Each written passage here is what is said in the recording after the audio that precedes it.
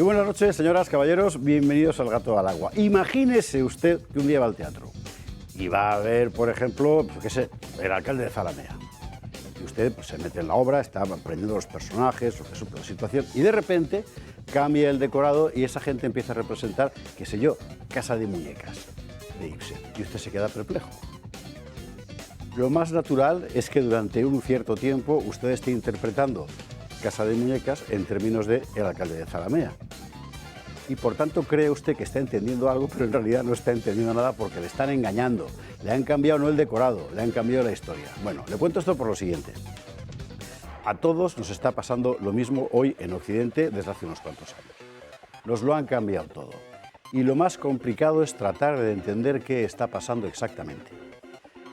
Esto viene a cuento de cierto intercambio de correspondencia esta semana con un montón de espectadores a los que desde aquí mandamos un abrazo fortísimo y que plantean pues, sus dudas sobre las cosas que contamos. Por ejemplo, la Agenda 2030, pero es que eso no sé cuánto. Vamos a ver, todos, los más mayores, los primeros, estamos acostumbrados a interpretar el mundo según los criterios en los que amanecimos a eso que se llama vida pública, derecha, izquierda, capitalismo, comunismo, los estados-nación, todas esas cosas.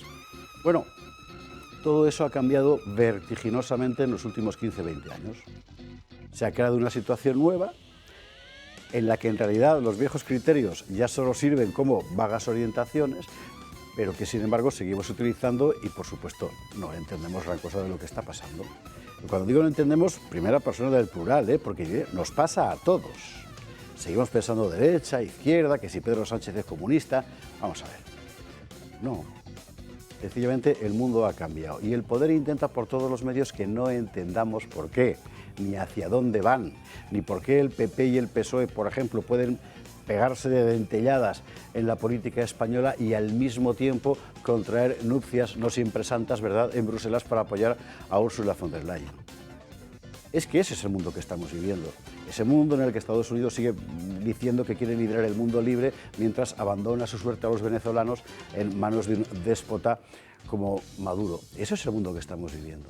Nosotros este programa de los viernes precisamente lo queríamos desde el principio, plantear como un intento de entender el nuevo relato, la nueva historia que nos están contando. ¿Qué es lo que de verdad estamos viendo ahora mismo encima de la escena? A veces acertamos y a veces no. Pero tengo que decir una cosa, como dice el ínclito Carlos Esteban, normalmente siempre tenemos razón, si no es antes, es después, porque solo de una cosa estamos seguros, lo que el poder nos cuenta sistemáticamente es mentira. Y el esfuerzo de nosotros, cualquiera de nosotros, ciudadanos libres, amigos, hermanos, compatriotas, como en el famoso discurso de Marco Antonio, ¿verdad? Nuestra obligación es desconfiar y tratar de entender lo que de verdad está pasando si queremos mantener un poquito, al menos un poquito, nuestra libertad. Este programa ha nacido para eso.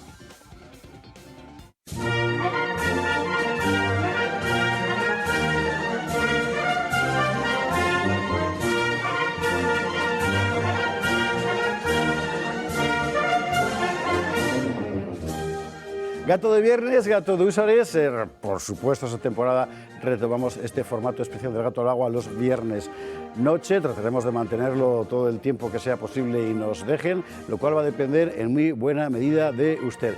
Estas cosas solemos decirlas siempre al final, yo prefiero decirlas de entrada. Un programa como este, específicamente como este, con la gente que traemos, las cosas que contamos, etcétera, y que cientos de miles de ustedes aprecian porque nos lo cuentan por la calle, solo es posible porque ustedes nos apoyan. Y si ustedes dejan de apoyarnos, no será posible. Así que, por favor, hay que enrolarse, que para eso hemos abierto caja de reclutas y colgado la bandera del tercio. ¿Dónde? En el Club de Amigos.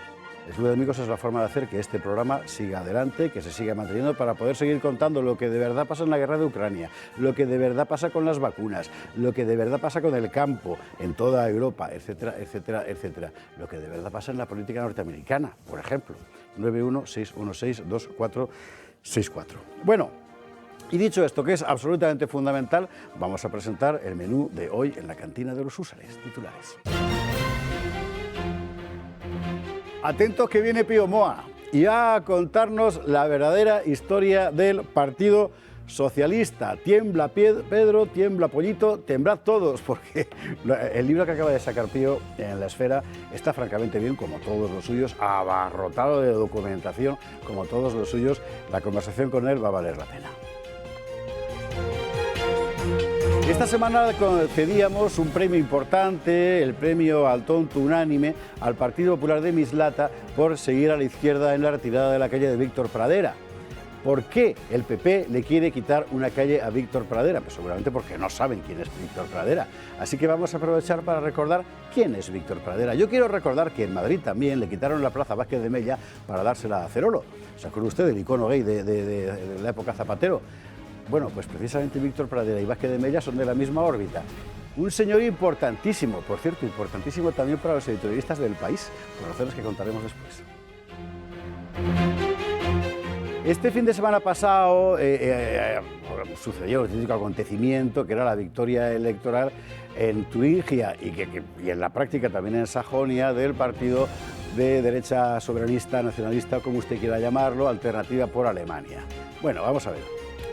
La polémica que ha habido en torno a Alternativa por Alemania. Bueno, en realidad polémica no ha habido, es decir, todo el mundo ha dicho lo mismo, que viene Hitler otra vez. Y nosotros, y creo que muy poquitos más, hemos contado, oiga, que el argumento principal de su campaña electoral ha sido la renovación de las calderas. Por ejemplo, es que Alternativa por Alemania no es lo que nos están contando. Y esta semana le pasaba yo a Julio un vídeo que me procuró a su vez Jesús Lainz, muy interesante, sobre la celebración de Israel por parte de la gente de Alternativa por Alemania. Sí, Israel, lo veremos. Y el asunto del verano ha sido la ofensiva del poder, esta unánime también como la tontería de los de Mislata, contra la libertad de expresión. Lo mismo sea Maduro, que Pedro, que Thierry Breton, que Macron, que la madre que a todos los trujo, todos parecen haberse puesto de acuerdo en empezar a cortar las alas de las redes sociales. Lo que hay detrás es terrorífico. Esta semana lo abríamos precisamente El Gato, con un reportaje de Ana Angelova sobre la cuestión. Hoy lo repetiremos porque además tenemos en la mesa a conspicuos referentes en las redes sociales, de manera que habrá más de un motivo para debatir.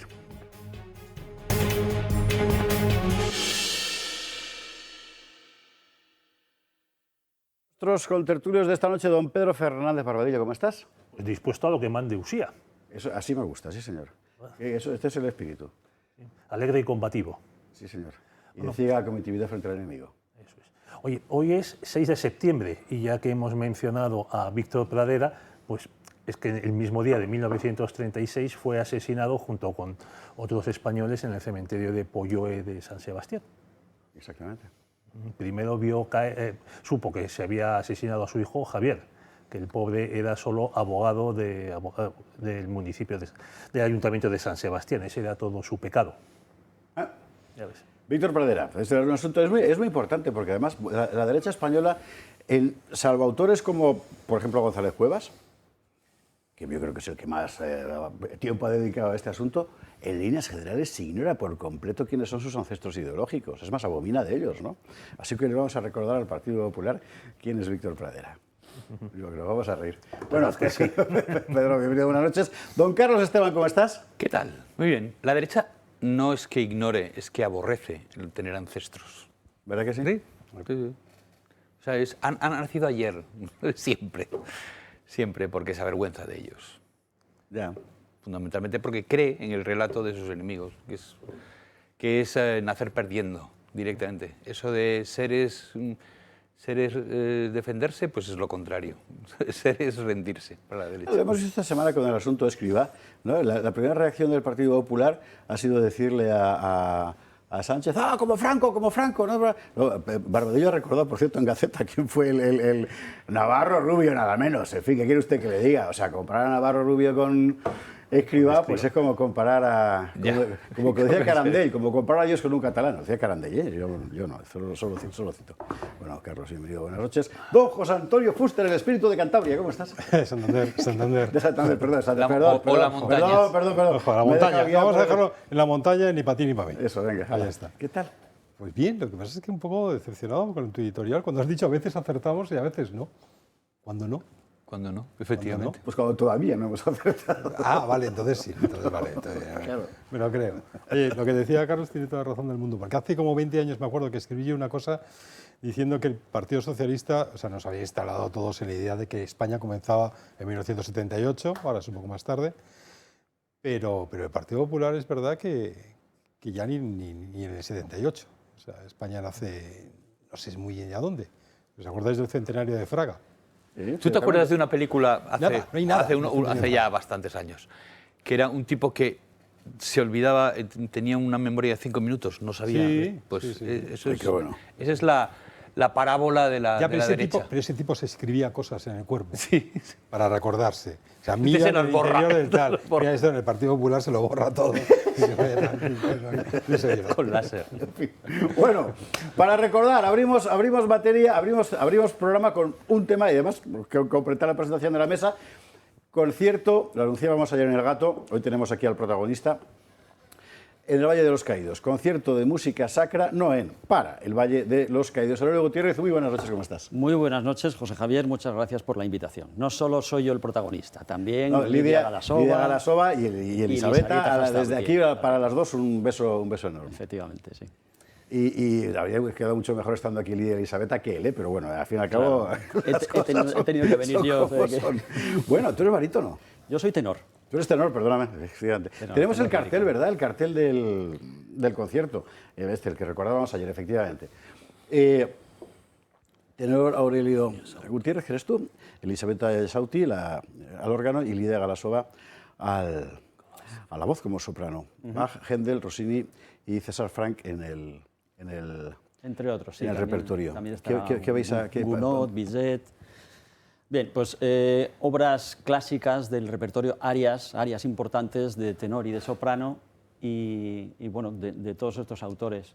Arias que se conocen como arias de oratorio y que pegan totalmente en un sitio como la Basílica del Valle de los Caídos. Es en todos los casos música sacra. Es música sacra exclusivamente, efectivamente. Sí, sí, sí. El concierto es a beneficio de la Escolanía porque... Bueno, ¿quieres que te explique un poco de dónde sale la idea? Sí, te lo agradecería muchísimo porque la Escolanía aquí la hemos defendido 1000 veces. Cuando estos desalmados hablan del Valle, del franquismo, de no sé cuántos, leche, hay un colegio con niños allí que los van a echar a la calle. Claro. Bueno, en fin. Eso. Bueno, esto nace de una iniciativa personal. Cuando hace unos años, todos recordaréis, un debate de televisión, estos encorsetados previo a las elecciones en las que todos los líderes estaban, Pedro Sánchez, Abascal, el PP, los de Podemos, y en un momento dado el tirano Sánchez Rex, con esa cara de ese rictus de odio que a veces le sale y le caracteriza, dijo: vamos a cerrar el Valle de los Caídos. Además, en ese momento también dijo, en esa misma intervención, dijo: vamos a eliminar el dinero en efectivo. Entonces, desde ahí estoy obsesionado yo con ayudar al Valle de los Caídos, en mi modesta participación, porque además me enteré de que hace 6 años, justo en el 2018, el gobierno le retiró a la Escolanía la asignación anual de 300.000 euros que tenía, no una subvención, una asignación anual, que parece ser que no es lo mismo, y entonces los pobres, pues digamos que están a 2 velas. Y como tú bien dices, hay un colegio reglado en el que los niños están internos, con la particularidad de que todos los niños estudian música y todos tocan un instrumento, cosa que ojalá sucediera en todos los colegios de España. Entonces se me ocurrió proponerle al Valle la idea de este concierto benéfico, que además es benéfico en toda su extensión, puesto que no se va a cobrar entrada, sino que se va a recaudar un donativo al final del concierto y además los artistas pues no cobramos nada, absolutamente tampoco. Con lo cual, pues yo espero que mañana a las 12, que es el concierto, por cierto, recomiendo a la gente que quiera ir que vaya a la misa de 11, que además de ser muy bonita, es la misa conventual principal de todos los días del Valle, excepto los lunes, porque además la gente que vaya a la misa se quedará al concierto, que es inmediatamente después, con lo cual para coger sitio... Y en el mismo escenario, va a ser en el mismo escenario, escenario. sí, va a ser en el altar mayor de la Basílica del Valle. Lo ideal es llegar a las 10:30, que es cuando abren, bueno, cuando abren en realidad está abierto ya, pero cuando dejan abierto para la misa, voy a misa, y usted sube y ya se queda la liturgia y después al concierto. Señores, Valle de los Caídos, Escolanía. Aparte de que nosotros vamos a tratar de ir todos, a ver si es posible con la hora que es. Es todo lo que te... O sea, has dicho para ayudar al Valle de los Caídos. Económicamente. Para ayudar Y también económicamente. moralmente, si es posible. Exacto, Claro. eso es moralmente. ¿Y no habéis movilizado, habéis buscado algún recurso en otra administración? Porque ya sabemos que el gobierno de Sánchez lo que quiere hacer con el Valle de los Caídos. Y hay otras administraciones que parece ser que hacen un laissez-faire ese de que pase lo que tenga que pasar con Valle de los Caídos, se caiga o no se caiga, o les da igual. Pues no, sí. Pero ¿no habéis intentado nunca vosotros poneros en contacto con alguna administración para ver hasta qué punto otras administraciones gobernadas o gestionadas por el Partido Popular, para ver exactamente Sí, sí, cuál te es su entiendo. punto de... No, porque desde mi parte no. La publicidad que le hemos dado ha sido la que hemos podido dar en redes sociales, el Valle de los Caídos por su parte, pero yo personalmente tengo claro que es que el Valle, todo el mundo está en contra del Valle, misteriosamente. Me refiero a las administraciones públicas, partidos políticos, parece que está demonizado, ¿no? Entonces, para mí sería como dar voces en el desierto. O sea que contamos con nuestras propias fuerzas y la de la gente de bien que quiera ir a apoyar al Valle, ya lo digo, no solo económicamente para apoyar a los niños, sino moralmente, que aquello se llene y que vean los monjes que no están solos. Y si es solo por el arte, también, porque efectivamente ese colegio, que es un colegio con niños, tiene su escolanía de niños que son los escolares, que cantan allí. Y los SEX, que ya son talluditos, han hecho también su propio coro, su propio grupo. Y dan conciertos por el mundo. O sea, aquí estamos con la cosa de que Ayuso no lo quiere declarar big porque hay, ¿no? Pero esta gente da conciertos por ahí. Porque es un grupo muy respetado, unánimemente respetado y admirado, ¿no? Cosa que conviene saber, porque poca más gente cultiva además ese... Hombre, los escolanos son internacionalmente famosos, llevan grabando discos los niños desde hace años. Desde que en paz descanse el padre Laurentino Sáenz de Buruaga era el director de la escolanía, que es cuando yo empecé a tener conciencia. Pues, bueno, yo llevo yendo al Valle desde que tengo uso de razón, allí se pierde la noche de los tiempos, y entré un poco en contacto con el padre Laurentino, con la escolanía, con aquellas voces angelicales, y bueno, pues esa es una tradición que continúa, y efectivamente, como dices tú, los escolanos que ya son mayores, de ahí han salido músicos, pero vamos, de una talla importante, o sea que... Van a preguntarme que cuánto cuesta, no sé si salía en el cartel. No, bueno, como he dicho antes, el concierto es benéfico y se recogerá un donativo al final del concierto. Vale. O sea, no hay un precio establecido. Con la acústica gente. Perfecta, ¿no?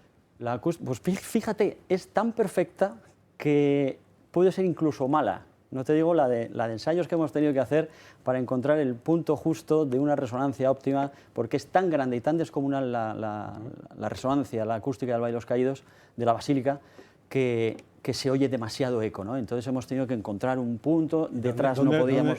Qué interesante. ¿Dónde ha sido exactamente? Porque es verdad, ahí hay un punto entre donde está la sillería y antes del altar, sí, que un poquito más allá, más atrás, es verdad que, claro, aquello es una montaña. Sí, es una reverberación tremenda. Concretamente, debajo de la cúpula, ¿sí?, que es donde al final vamos a cantar nosotros, justo delante del altar mayor, nosotros lo vamos a oír mal. Pero el público lo oye perfectamente. Claro.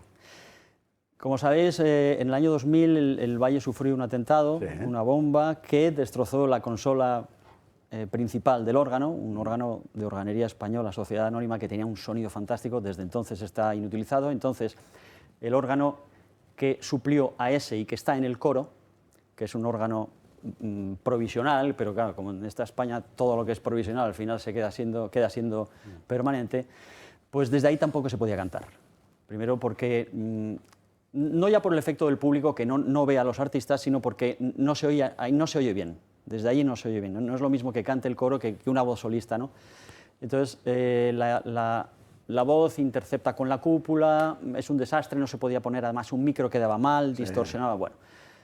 Además, ese órgano tiene 2 teclas estropeadas, le han caído goteras encima, ha habido que cambiarlo de sitio. Bueno, en fin, es lamentable porque el Valle lleva sufriendo tiempo un ataque y que además se ve en 3 cosas fundamentales. Primero eso, el abandono físico que se ve claramente dentro y fuera del templo, por las goteras, las manchas en la piedra, la degradación de la piedra. Después, por la retirada de la asignación económica.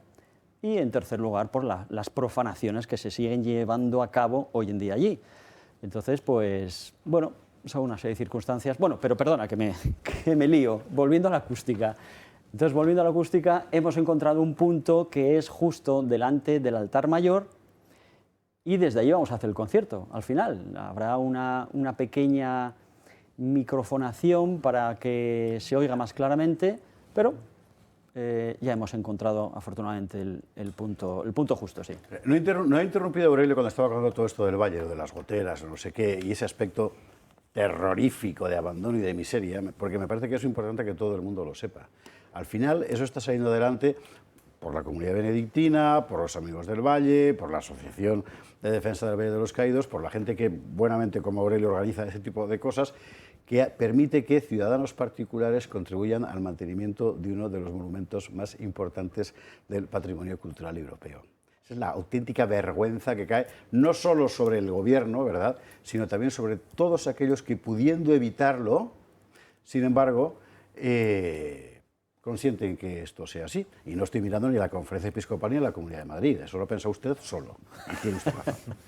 Mañana, recordamos, sábado, apúnteselo. Apúnteselo, lo ideal es estar ayer 10:30, 11 menos 20, que le dé tiempo a ir a misa y después quedarse al concierto con Aurelio Gutiérrez y Lidia Galasova, que usted la ha escuchado aquí cantar en esta cadena, con Elisabetta Gesauti, que son fantásticas las dos. Música, concierto benéfico para la Escolanía del Valle. Aurelio, muchísimas gracias. Muchas gracias a vosotros. Vámonos a la publicidad, que a la vuelta tengo que contarles un montón de cosas y además va a llegar Pío Moa enseguida. Hasta ahora mismo.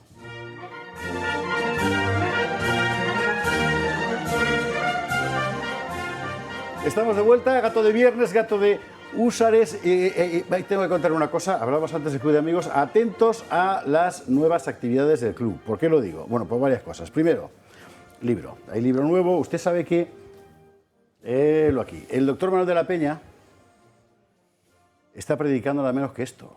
Guía para vivir sanos 120 años. Yo sé que usted se habrá preguntado, como yo, ¿de verdad quiero vivir 120 años? Pero bueno, esto es entre usted y yo. Hay mucha gente que sí. Y este libro, ¿qué es lo bueno que tiene? Pues lo bueno que tiene es que los consejos son absolutamente de cajón. Y es muy importante leerlo. Creo que Manuel además estará aquí o la semana que viene o la siguiente para hablar precisamente de este libro. ¿Por qué se lo cuento a propósito del club? Pues porque las 10 primeras altas de hoy van a recibir como regalo este libro de Manuel de la Peña, cardiólogo, gran cardiólogo. Era el cardiólogo de Juan Carlos de Borbón, por ejemplo, para que usted se haga.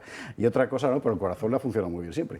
Bueno, pues guía para vivir sanos 120 años. Además, actividades del club. Atentos porque esto es una originalidad que hay que encomiársela muchísimo al club. Jueves 19 de septiembre, visita al Panteón de Hombres Ilustres de Madrid. Nadie sabe dónde está el Panteón de Hombres Ilustres ni quiénes están allí. Y ¿sabe usted por qué? Pues porque Atocha creció la estación, creció el Paseo de Reina Cristina, se llama, ¿verdad? Sí. Y allí se quedó una especie de templete bizantino que nadie sabe los que lo ven, lo que hay dentro. Bueno, pues eso es el antiguo Panteón de Hombres Ilustres, digo antiguo porque al parecer ya no ha habido más hombres ilustres, donde tiene usted a la flor y nata de la restauración. Porque está allí Cánovas. Canalejas. Está allí Canalejas. Está allí Dato. Están allí también todos los masonazos del periodo previo. Pues está Mendizábal y este pollo... Olázaga, Salustiano Olózaga. Salustiano Olózaga, O sea, de la segunda desamortización. Toda esa gente la tiene usted ahí puesta en el Panteón de Hombres Ilustres, que por cierto, las estatuas de los monumentos funerarios vale la pena verlos. Y si le pica la curiosidad, entre usted en YouTube y mire el entierro de Canalejas.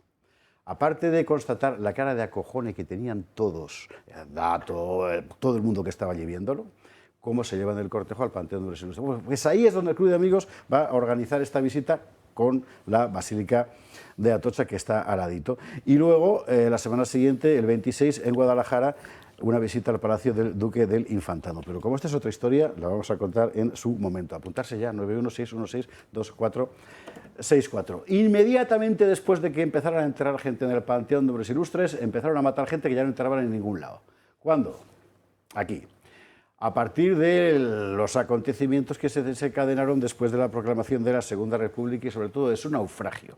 Y este es el asunto que cuenta una historiadora, hispanista, pedagoga, yo qué sé, es que, porque a Inver Egbis empezamos a conocerla con el tema de la educación. pero es que ya ha hecho muchísimas más cosas. Y una de las últimas en la esfera es este naufragio de la Segunda República, que tiene un subtítulo que lo dice todo, que es una democracia sin demócratas. No estamos hablando de la hora presente, estamos hablando de la Segunda República. Iber, muy buenas noches, ¿qué tal? Muy buenas noches. Enhorabuena por el libro. Gracias. Lo primero. Gracias. Pero esto ha sido asaltar el Palacio de Invierno tal cual, porque has escrito exactamente lo que todo el mundo te va a reprochar que hayas escrito. Bueno, es que he mirado las fuentes, he leído las fuentes y he sacado mis conclusiones y he tenido como una doble perspectiva histórica y de ciencias políticas. Y me he preguntado precisamente si se habla de la Segunda República como un ejemplo de democracia, ¿lo es o no lo es? Y mi conclusión es que no lo es. ¿Por qué se hunde la Segunda República desde el punto de vista, digamos, institucional? Porque en términos sociales sabemos que hay una revolución, que hay problemas económicos, que hay una incompetencia manifiesta por parte de las élites gobernantes, pero en tanto que proyecto democrático, desde tu punto de vista, ¿por qué no sale? ¿Por qué naufraga? Naufraga por una serie de razones. Una es que empieza mal, porque no empieza con unas verdaderas elecciones generales, sino unas elecciones municipales. Y los que suben al poder no tienen en realidad una base democrática. Y después sigue, ya que empieza así, después hay elecciones, pero influidas por ese equipo en el poder. Y después tenemos la Constitución, que da libertades, y al mismo tiempo Azaña introduce la ley de defensa de la democracia, de la República, que quita todas las libertades, y después sigue con la Revolución de Octubre y sigue con el Frente Popular. Empieza mal y después los otros pasos también son problemáticos. Es un tema que conocen muy bien todos nuestros contertulios, así que yo casi os abro la mesa, porque seguro que tenéis un montón de cosas que preguntarle a Ingber con este acercamiento a... Yo como no soy historiador, haré la más obvia y la más tal. Es decir, en parte ese planteamiento que has hecho es porque la República estaba hecha directamente solo para los republicanos, que eran una parte, pero no. Y esos republicanos eran como la izquierda y se dejaban a la mitad del país fuera, ¿no? Sí, eso queda muy claro, que primero hay una confusión, quiénes son realmente republicanos cuando empieza, y después hay una confusión entre republicano y socialista, una confusión que es adrede, eso es lo que se quiere. En eso quedamos, y la República se presentó como una salvación general, y una forma de gobierno o de Estado no puede salvar a nadie, así que todo empezó mal. Yo te quiero preguntar por la posibilidad de que tu libro se traduzca en Suecia y se traduzca también al inglés, porque esa es la importancia, dar esta batalla que en España, hombre, se está ganando, por fin se está consiguiendo refutar este discurso único por parte pues, del equipo académico sincronizado, pero fuera de España siguen los mismos topicazos, siguen las mismas trolas. Por ejemplo, hace un par de años, cuando se tradujo el libro de Pío Moal, de los mitos de la Guerra Civil al francés, se montó un escandalazo, porque, no solo por la traducción, sino porque se le entrevistó en Le Figaro. Mira, bueno, ya he publicado el libro en sueco y tiene una recepción, y yo quisiera también traducirlo al inglés.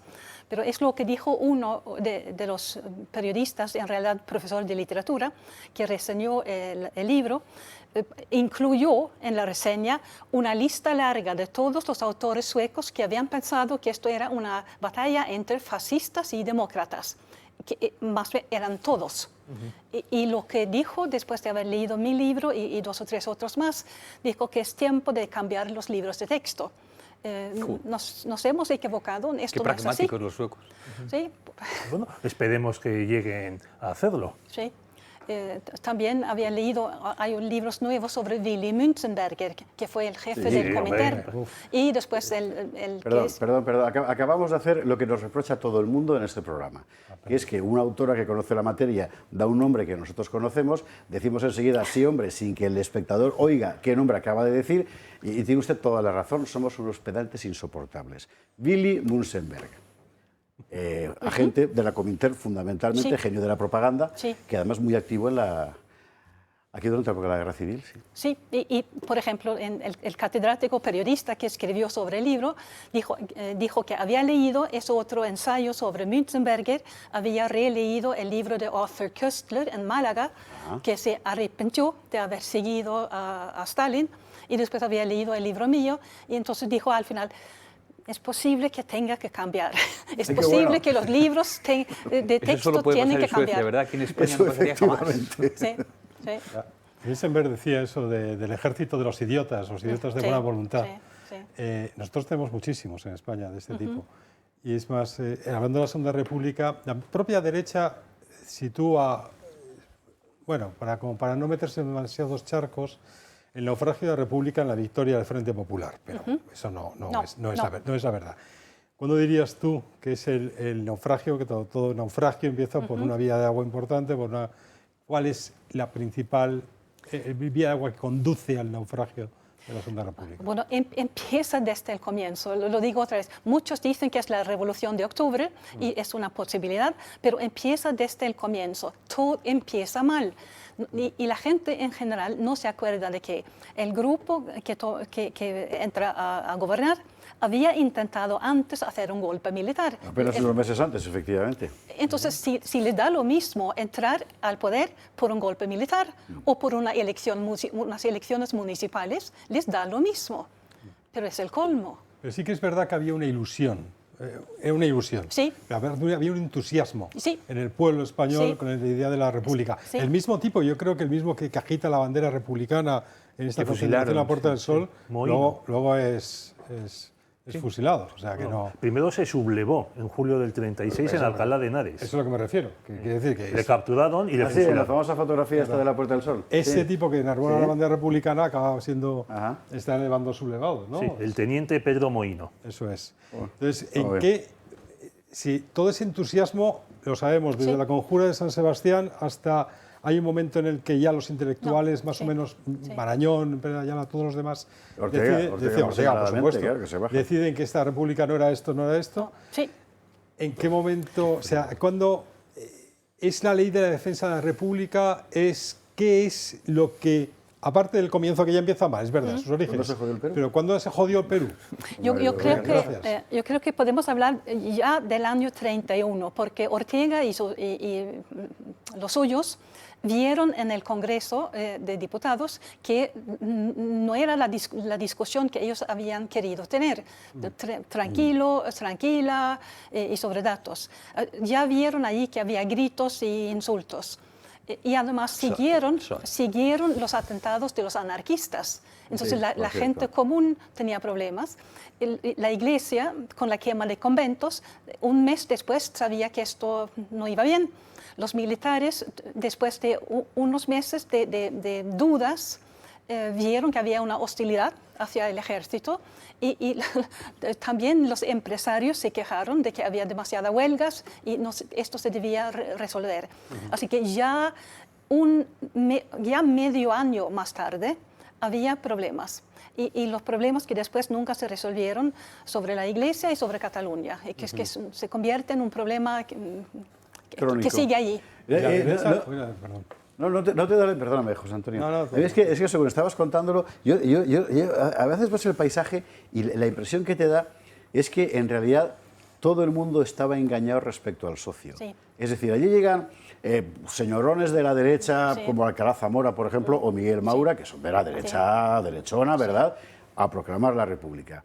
Jacobinos que sueñan con ponerse peluques de Robespierre como hazaña, que tienen su propio proyecto. Los masones en masa, masones, Sí. ¿vale? A lo suyo. Los anarquistas a lo suyo, pero están tirando bombas contra todos estos al mismo tiempo. Sí. Los separatistas catalanes con su propia cosa. Todos se ponen de acuerdo para romper algo, Sí. que es la monarquía, y a la hora de construir algo solo son capaces en realidad de apuñalarse entre sí. Eso es el peligro de tener solo un proyecto negativo. Eso es muy, muy peligroso. Y a los que tenían un proyecto positivo, que era, digamos, la agrupación suiza de la República, Ortega, lo que citaba Sí. antes José Antonio, a estos los Sí. votarán enseguida No. todos ellos. Sí, sí.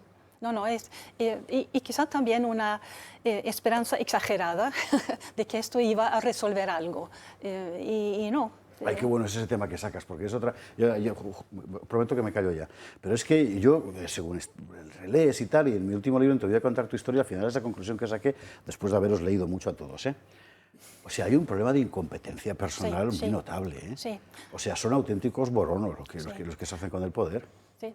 Y yo diría incompetencia, pero sobre todo defectos personales de vanidad y de ganas de poder. Yo creo que Alcalá Zamora se agarra al poder, ve que esto va mal y lo dice en sus diarios. Sabemos que entendió perfectamente cuál era la situación y aún así sigue y no hace nada. Él no era solamente un observador, él tenía porque poder. Era jefe. Sí, pero en los diarios parece como si esto es automático, yo no puedo hacer nada, esto es así.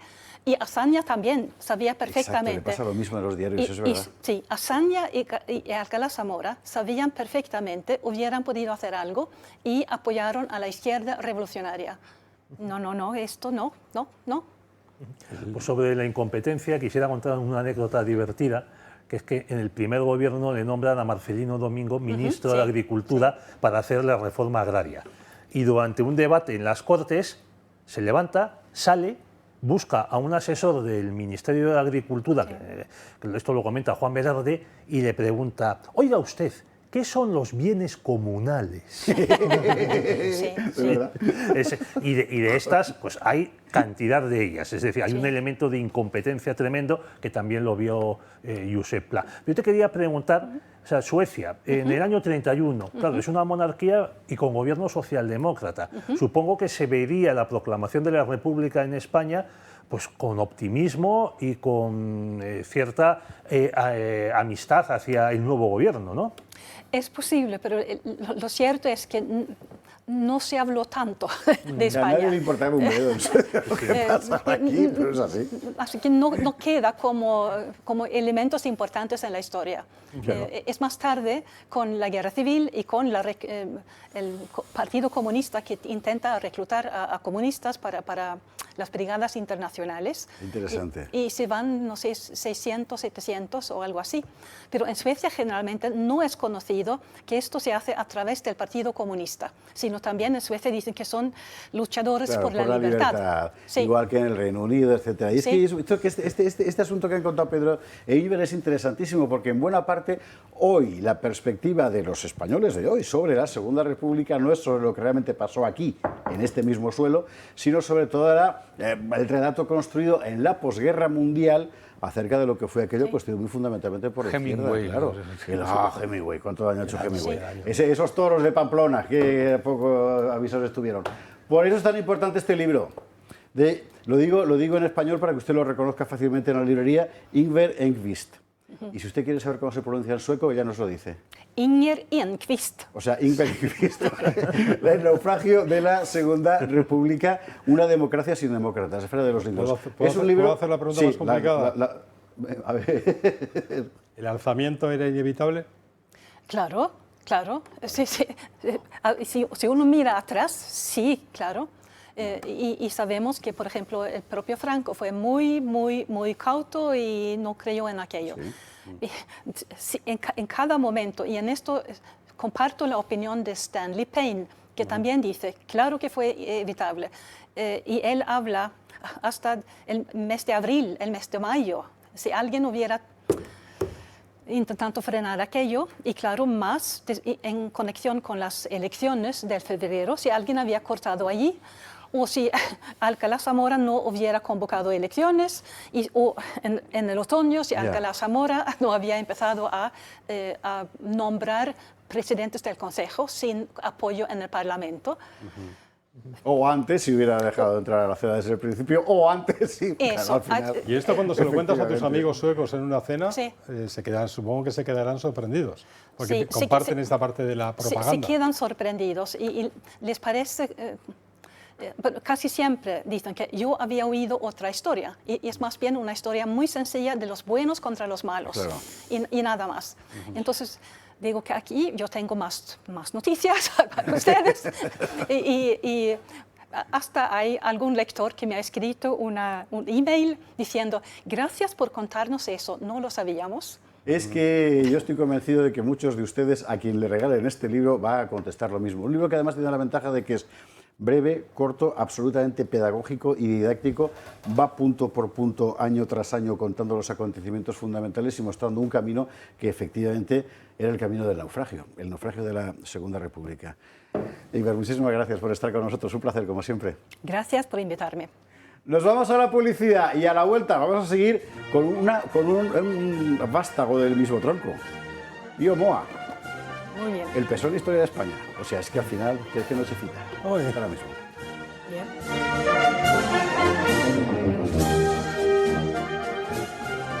Con los sones de la Generala volvemos, gato de viernes, gato de húsares, y antes de seguir quiero expresar nuestro agradecimiento más intenso, profundo, íntimo, entrañable, en fin, a todos los que cuando nos paran alguno por la calle dicen anda el de los húsares, lo cual está francamente bien.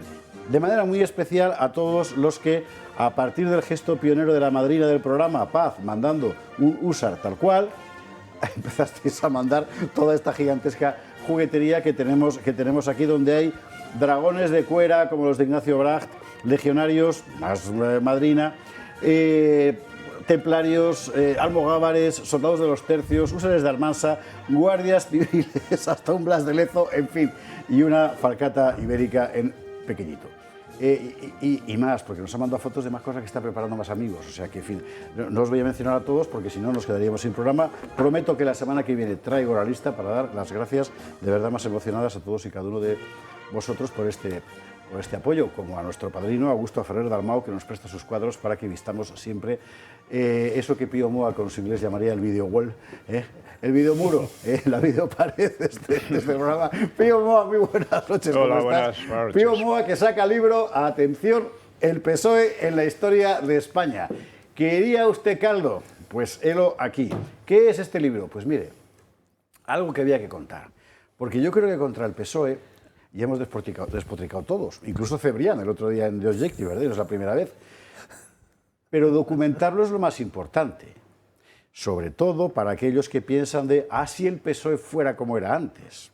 Porque todos, mal que bien, nos hemos, bueno, de cierta edad, en fin, criado en un icono, ¿verdad?, que la propia izquierda manejó con mucha soltura en términos de propaganda, que es el del izquierdista español, generalmente castellano, austero, honesto a carta cabal, intelectual, tolerante, siempre con ropa anticuada, porque era un tipo... Y, bueno, yo confieso que he conocido a alguien así del PSOE, pero hace 40 años, hace mucho tiempo que no. Y es asombroso cómo esta imagen que ellos han fabricado en realidad se compadece poquísimo con la historia real del Partido Socialista desde su propio origen. Y es esa historia desde su propio origen lo que cuenta Pío Moa, que es fundamental para entender la pregunta que en realidad todo el mundo se hace cuando se acerca cabalmente a la realidad política española. ¿Por qué el PSOE es el único partido de izquierdas de un país europeo que trabaja contra ese país como nación? Esta es una pregunta que iba a decir no tiene respuesta. Bueno, sí la tiene. Después de leer este libro se entiende. Pío Moa, el PSOE en la historia de España. Bueno, el título, como pueden ver, es el PSOE en la historia de España. O sea que no es solo una historia del PSOE. Efectivamente. Es una historia de España en estos últimos 100 años, 110 años, ¿no? Desde que el PSOE se convierte en el partido más influyente, que yo creo que puede fecharse en la huelga revolucionaria de 1917. Desde entonces es el partido más importante. Es un partido, y es importante además ver por qué llega a ser tan importante. Porque claro, eso ha tenido siempre unas colaboraciones particulares, ¿no? Y hay que decir también que a pesar de su importancia es un partido muy desconocido. Desconocido para sus votantes, desconocido para sus afiliados, la gran mayoría de ellos, incluso para algunos de sus dirigentes. Otros no, otros saben lo que fue y no les interesa contarlo para nada, ¿no? Ni contarlo ni reconocerlo. Entonces hay que tener en cuenta que en España ha sido un país políticamente muy inestable en esta época, ha pasado nada menos que por 6 regímenes, e incluso por 7. Se puede contar 7 porque la democracia actual se puede dividir en 2 partes también, ¿no?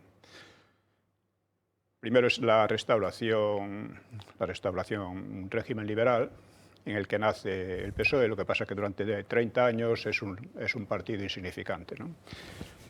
Ya digo que se convierte en verdaderamente importante a partir de la huelga revolucionaria del 17. Luego viene la dictadura de Primo de Rivera, en la que el PSOE desempeña un papel muy interesante, muy interesante. Podemos hablar un poco de ello. Luego viene la Segunda República, en la que el PSOE al principio no le interesa, pero Prieto consigue meterlo en ella y al final pues pasa lo que pasa. Luego durante... Sí, perdona, es que estoy viendo la cara de asombro de los más jóvenes. Efectivamente, el PSOE en la dictadura de Primo de Rivera entra a colaborar con la política laboral bastante sensata, por cierto, del dictador. Del mismo modo que en la Segunda República el PSOE no la trae, al principio no está. Hay que hacer una operación de encaje de bolillos para que el PSOE entre dentro de la famosa conjunción, ¿verdad?, para traer la Segunda República. Cierro paréntesis porque estás contando cosas que a la mayor parte de la gente les han contado lo contrario. Ya, que es claro, completamente. Yo diría que el PSOE durante la dictadura de Primo de Rivera es un partido colaborador, constructivo, patriótico. Dice, entre otras cosas, que a los obreros les interesa que España sea un país grande y un país importante, ¿no? Una cosa asombrosa, ¿no? Es un partido y de esa época el PSOE se avergüenza. Es una cosa llamativa también. Bueno, después de la Segunda República viene el Frente Popular, que es otro régimen que realmente se le considera como la continuación de la República, y es todo lo contrario. El Frente Popular destruye la República. Y es todo lo contrario precisamente por el PSOE. Es el PSOE quien tuerce el brazo de la Segunda República, digamos, para convertirla en otra cosa. Sí, eso ahora lo veremos, ¿no? Luego viene el franquismo, en el cual el PSOE descansó, y luego la transición. La democracia. Yo creo que la democracia se puede dividir en 2 partes. Una primera, que tiene muchos defectos y tal, pero es capaz de mantener cierta democracia, resistir al terrorismo, de mala manera, pero lo va resistiendo, y cosas por el estilo.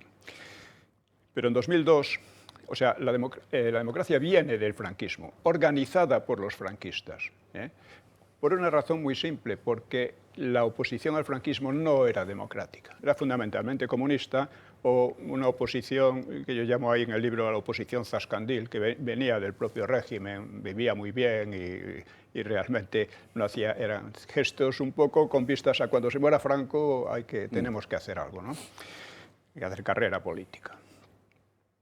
Bueno, entonces en 2002, ya en esa época el PSOE va montando un poco su relato sobre la guerra, la República, etcétera, que es un relato ficticio, desde luego, pero que es interesante. Y en 2002 el PP, con Aznar, pues condena al franquismo. Es decir, condena la transición, condena la democracia que existía, ¿no? Mal que bien. Y entonces empieza un periodo de involución. Aquí también tengo que hacer una pausa a Pío, porque esto una vez más, esto es una cosa que conoce la gente que ha estado siguiendo el asunto. En aquel momento pasó enteramente desapercibido, en el ámbito de la derecha nadie le dio ninguna importancia, pocos, Pío sí, pero pocos señalaron, este hombre se ha vuelto loco, por Aznar, ha dicho Pío, el PP condenó, el PP, no el PSOE, el PP. Y a partir de ese momento, el PP en el poder legitimó todo el discurso falsario de la izquierda sobre sí misma. Sí, de hecho fue un cambio de régimen así disimulado, al que nadie prestó atención. Hay una involución que se ve en las leyes que siguen, leyes de tipo totalitario, como las leyes de género, las leyes de memoria histórica, etc. Y hasta que se llega al golpismo abierto, en el que hoy se está, con una amnistía que es el regodeo en el golpismo. Bueno, pues esto hay que decir que digamos, la importancia del PSOE en gran parte se debe a la ineptitud intelectual, básicamente, de la derecha. O sea, sin ella habría habido una oposición que habría impedido muchas cosas. Es decir, hay una responsabilidad de la derecha evidente. Hablando un poco de la República, cuando llega la República hay tres ideas básicas sobre cómo debía ser. La idea de Alcalá Zamora, que era una república democrática, como al estilo europeo, normal. Luego la de Azaña, que se parecía más bien al despotismo democrático. Había una inteligencia republicana que luego no existe, como él mismo reconoce. Sí, pero pensaba que era él, ¿no? Claro. Había una inteligencia republicana que iba a organizar, iba a dirigir a los gruesos batallones populares, a los sindicatos y a las izquierdas, en un proceso de demolición de la historia de España, prácticamente, ¿no? Aunque él era muy patriota a su manera, como todos ellos, ¿no? Y hay una tercera idea de la República, que es la del PSOE. Es decir, esta es una república burguesa, nos conviene colaborar con ella momentáneamente para crear condiciones para pasar a un régimen socialista, la dictadura del proletariado, con estas palabras. Y esto es lo que realmente terminó ocurriendo. La idea de Azaña era completamente loca, la idea de Alcalá Zamora empieza a fallar ya desde el principio. Alcalá Zamora es el gran responsable, en definitiva, de la guerra, porque es el que después de la insurrección del 34 prácticamente anula esa victoria, la victoria del propio La victoria régimen. electoral del 33, efectivamente, lo hace imposible, sí, lo hace ingobernable. Y es el que trae las elecciones que fueron fraudulentas y dieron paso al Frente Popular. Cuéntanos sobre esas dos almas del PSOE de la época, de que se habla siempre cuando se habla de la Segunda República, uno más moderado, que sería Besteiro, otro rabiosamente bolchevique, que sería Largo Caballero, que es el que se acaba imponiendo, y el medio Prieto, que nunca sabes a quién le está llevando armas de los dos. Prieto es el personaje más irresponsable en toda esta historia. Sin embargo, ha gozado de mucho reconocimiento, sí, incluso de la Falange, ¿no? Es un personaje, es el que arrastra al PSOE, a Besteiro y a Largo Caballero, que no querían colaborar en la avenida de la República, los arrastra a la República mediante actos consumados, ¿no? Después se pone contra Besteiro y a favor de Largo Caballero, ante la insurrección del 34.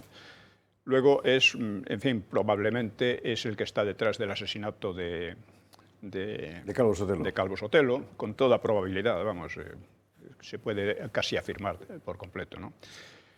Y en fin, es el que luego se queda con el tesoro del Vita robándoselo a Negrín. Era un tío espabilado, eso no cabe duda. Tiene su mérito, Pío. Tiene su mérito, Pío. Sí, un tío espabilado, no cabe duda, ¿no? Esa diferencia de personalidades, de Besteiro, Largo Caballero, etcétera, ¿responde realmente a programas ideológicos distintos dentro del partido o son, como tantas veces en la historia de España y en todas las latitudes ideológicas, por otra parte, caudillismos? Es decir, yo sigo a fulano, yo sigo a mengano. Hombre, eso existe siempre, pero había una idea en Besteiro. Besteiro había sido muy radical. Mucho más de izquierda que Largo Caballero en su momento. En la época anterior, los años 20 y por ahí. Bueno, es que estuvo detenido y encarcelado por la huelga general del 17. Por la huelga general. Bueno, la huelga general, que es un fracaso, se convierte en un éxito, porque de ahí salen al Parlamento, o sea, otros 5 o 6 diputados socialistas, que antes solo había uno. Y eso es a consecuencia de esa huelga.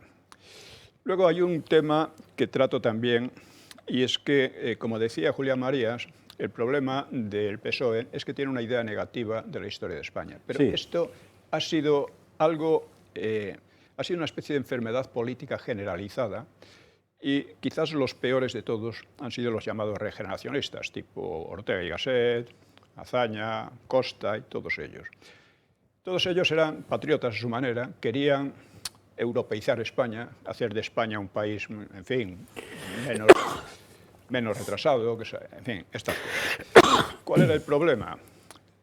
Hasta ahí, bueno, está bien. Pero estos hombres concebían a España y su historia como un desastre. Como un error, claro, como un error. Sí, un error histórico.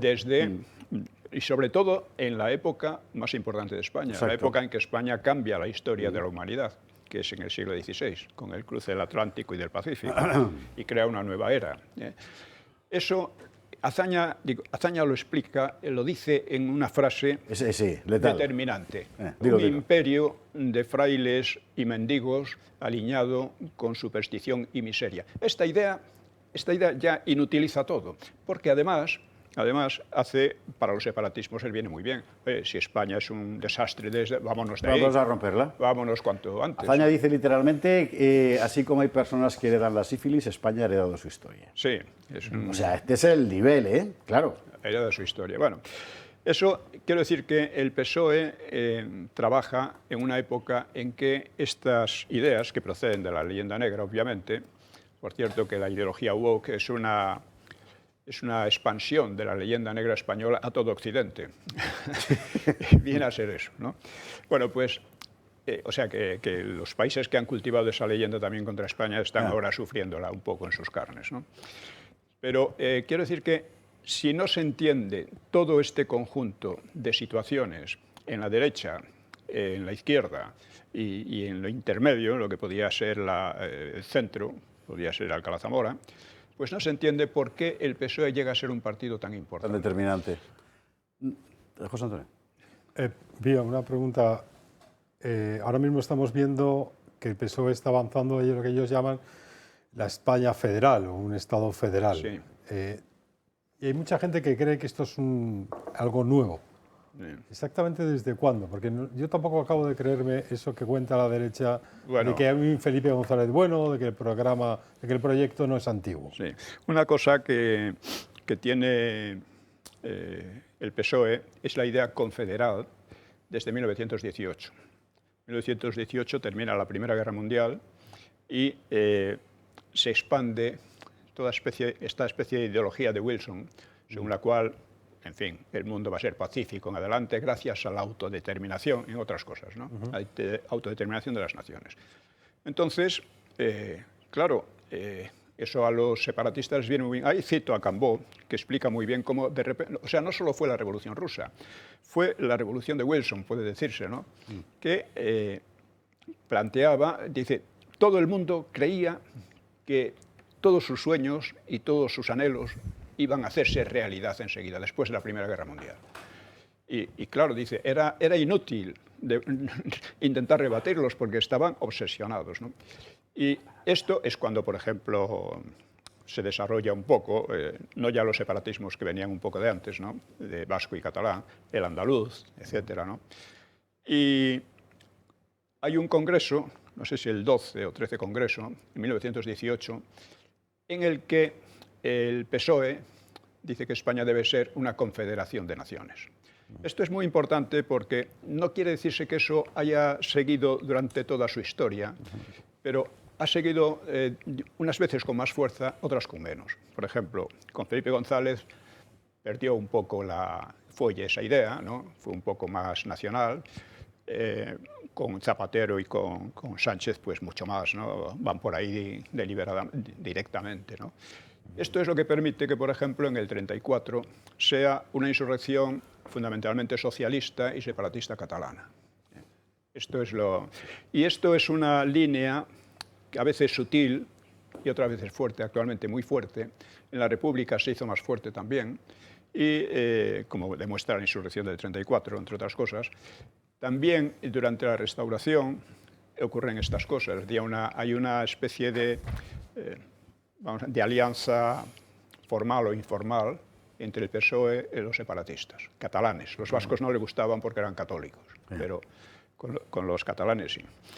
Y esto es otra de las líneas de evolución del PSOE que conviene conocer, porque si no, ¿cómo es que de pronto este hombre se alía con los separatistas, con todos los enemigos? Es que ya estaba ahí. Es que claro. Su concepción es que España no es una nación, y es que es un conjunto de naciones que están oprimidas por una nación, que es España, y que esas naciones tienen derecho de autodeterminación.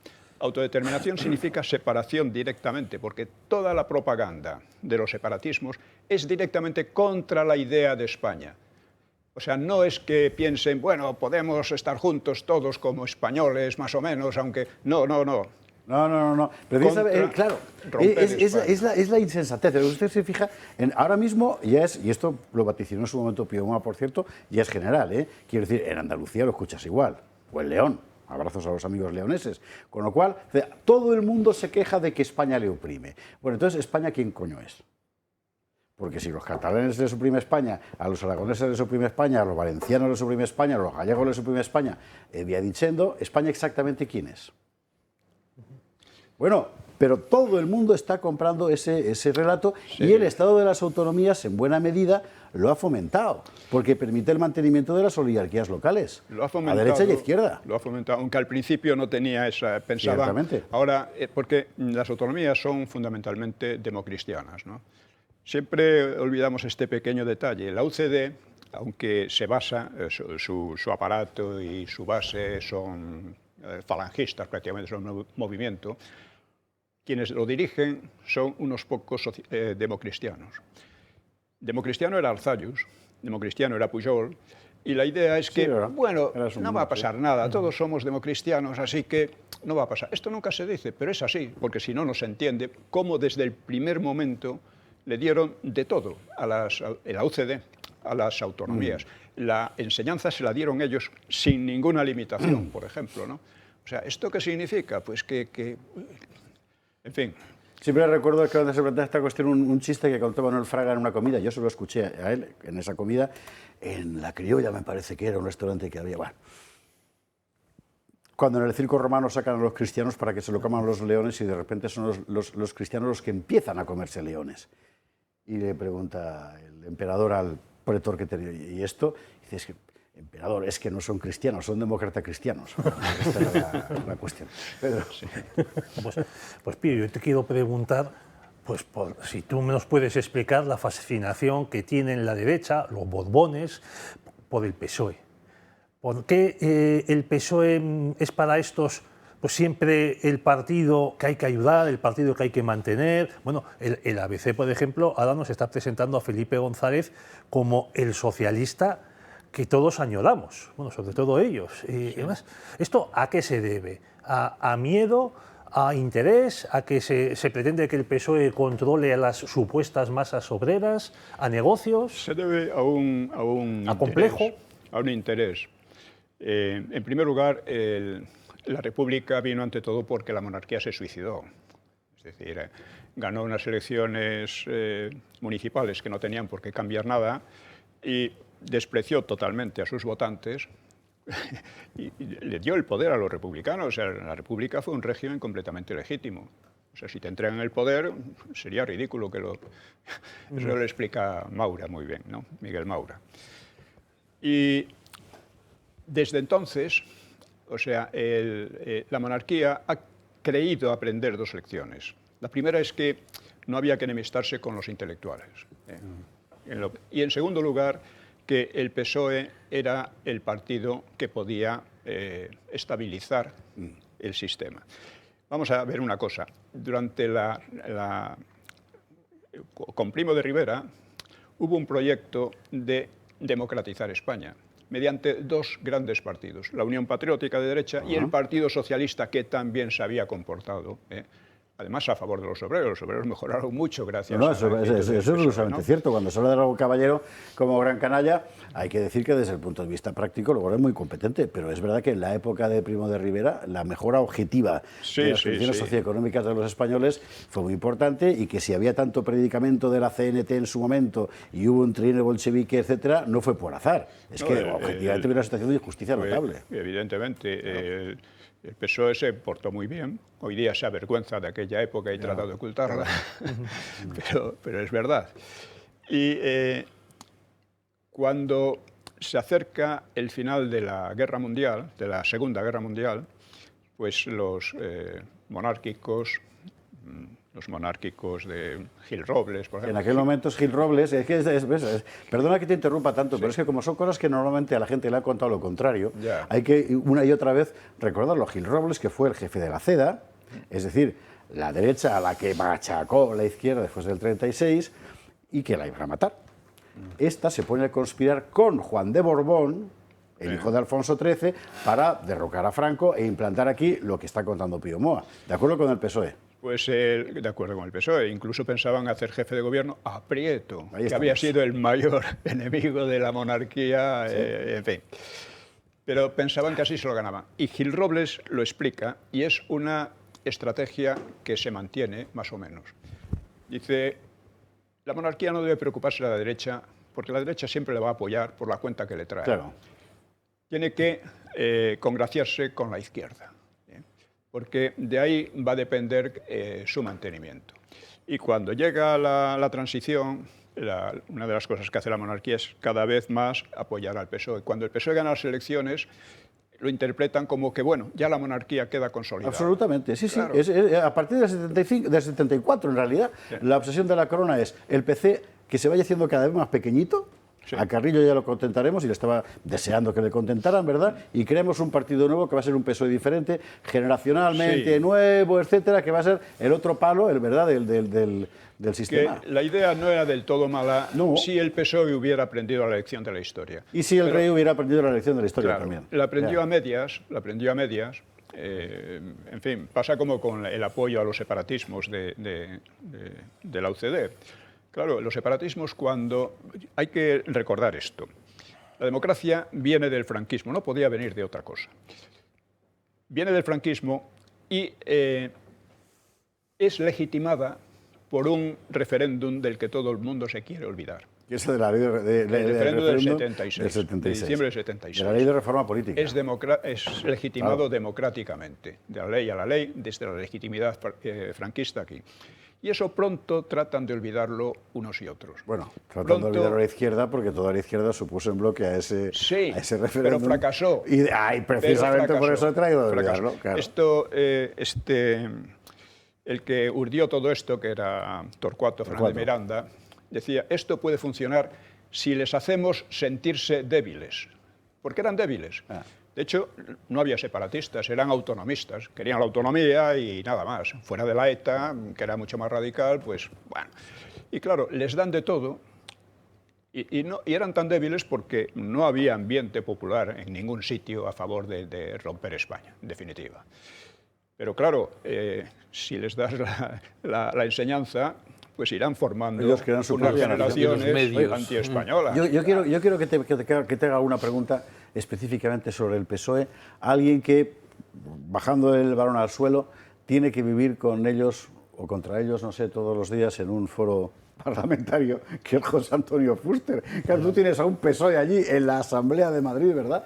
Y además un PSOE muy particular, porque es gente que hace unos años era... Bueno, el PSOE en Madrid era fundamental. Hoy es apenas excremento de paramecio. ¿Tú cómo los ves? Es muy complicada. La presencia del Partido Socialista en la Comunidad de Madrid es muy complicada, porque tiene desde luego hay una mayoría absolutista de Ayuso, más un partido Vox que aguanta firme. Entonces su posición es muy complicada. Ya ni siquiera es el primer partido de la oposición. Esa de otra izquierda, hay otra izquierda que es más fuerte que ellos. Pero ellos siguen RQR, es una cosa que por eso lo quería preguntar a Bío. O sea, lo que te he dicho antes del Estado federal, pero también te quería preguntar por su visión republicana. Porque ellos siguen RQR con todo lo que ellos pensaban de la educación, por ejemplo, y que la derecha ha ido tragando. Yo lo veo en la Asamblea de Madrid, porque estoy con ellos permanentemente, sobre todo en temas educativos, y ellos siguen con un esquema prefijado desde hace muchísimos años. Sí, sí. Y no van a parar. No. Y en ese caso... No van a parar si no se les para, claro. No, pero es que no les para nadie. Porque la derecha va aceptando cada ley educativa, va aceptando todas las tesis del Partido Socialista. Y ellos, en contra de, por supuesto, todo lo que dice la Constitución española, que eso sería tratar. Sí. Pero por eso te pregunto, ¿ellos no van a parar nunca en nada? ¿Se les puede hacer parar? ¿Van a seguir siendo republicanos? ¿Vamos a tener el siguiente conflicto que va a llegar, aparte de volar la cruz de Valles Caídos, será acabar con la monarquía? ¿Cuál es el futuro que nos espera después de toda esta obra descomunal que compila 110 años de Partido Socialista? ¿Dónde va a parar? Porque yo les veo y me siento junto a ellos y me dan un miedo que alucino. Pues la verdad, insisto, Vox tiene que pararlos. Es su responsabilidad, de una manera u otra. Porque están destruyendo, tal como destruyeron la Segunda República, O sea, la importancia del Partido Socialista es que fue de los principales en destruir el régimen de la Restauración, el régimen liberal, fue el principal destructor de la República y actualmente es el principal destructor de la democracia. Nunca fue un partido, salvo algunos momentos, ocasiones, un partido que defendiera la unidad nacional, no cree en ella, y que defendiera la democracia. Nunca creyó en ella. La democracia para ellos es que ellos manden, ¿eh? Eso es la democracia. Si no, los demás son fascistas, son reaccionarios, son lo que sea. Y eso requiere, para pararlo, requiere una actitud firme, clara, bien argumentada, que llegue a la gente. Y eso es difícil también porque los medios de masas, pasa como con todo, estamos en un régimen nuevo, un régimen LGTBI en que te pueden hacer la vida imposible simplemente porque rechaces sus historietas, ¿no? Un régimen que tienes que ser antifranquista. Bueno, las leyes esas son una amenaza permanente. No la pueden cumplir de momento, pero en un momento dado la pueden cumplir. Y, por ejemplo, a nosotros meternos en la cárcel o por lo menos arruinarnos a base de multas, ¿no? Cosas por el estilo. Es un régimen que ya no es una democracia en absoluto.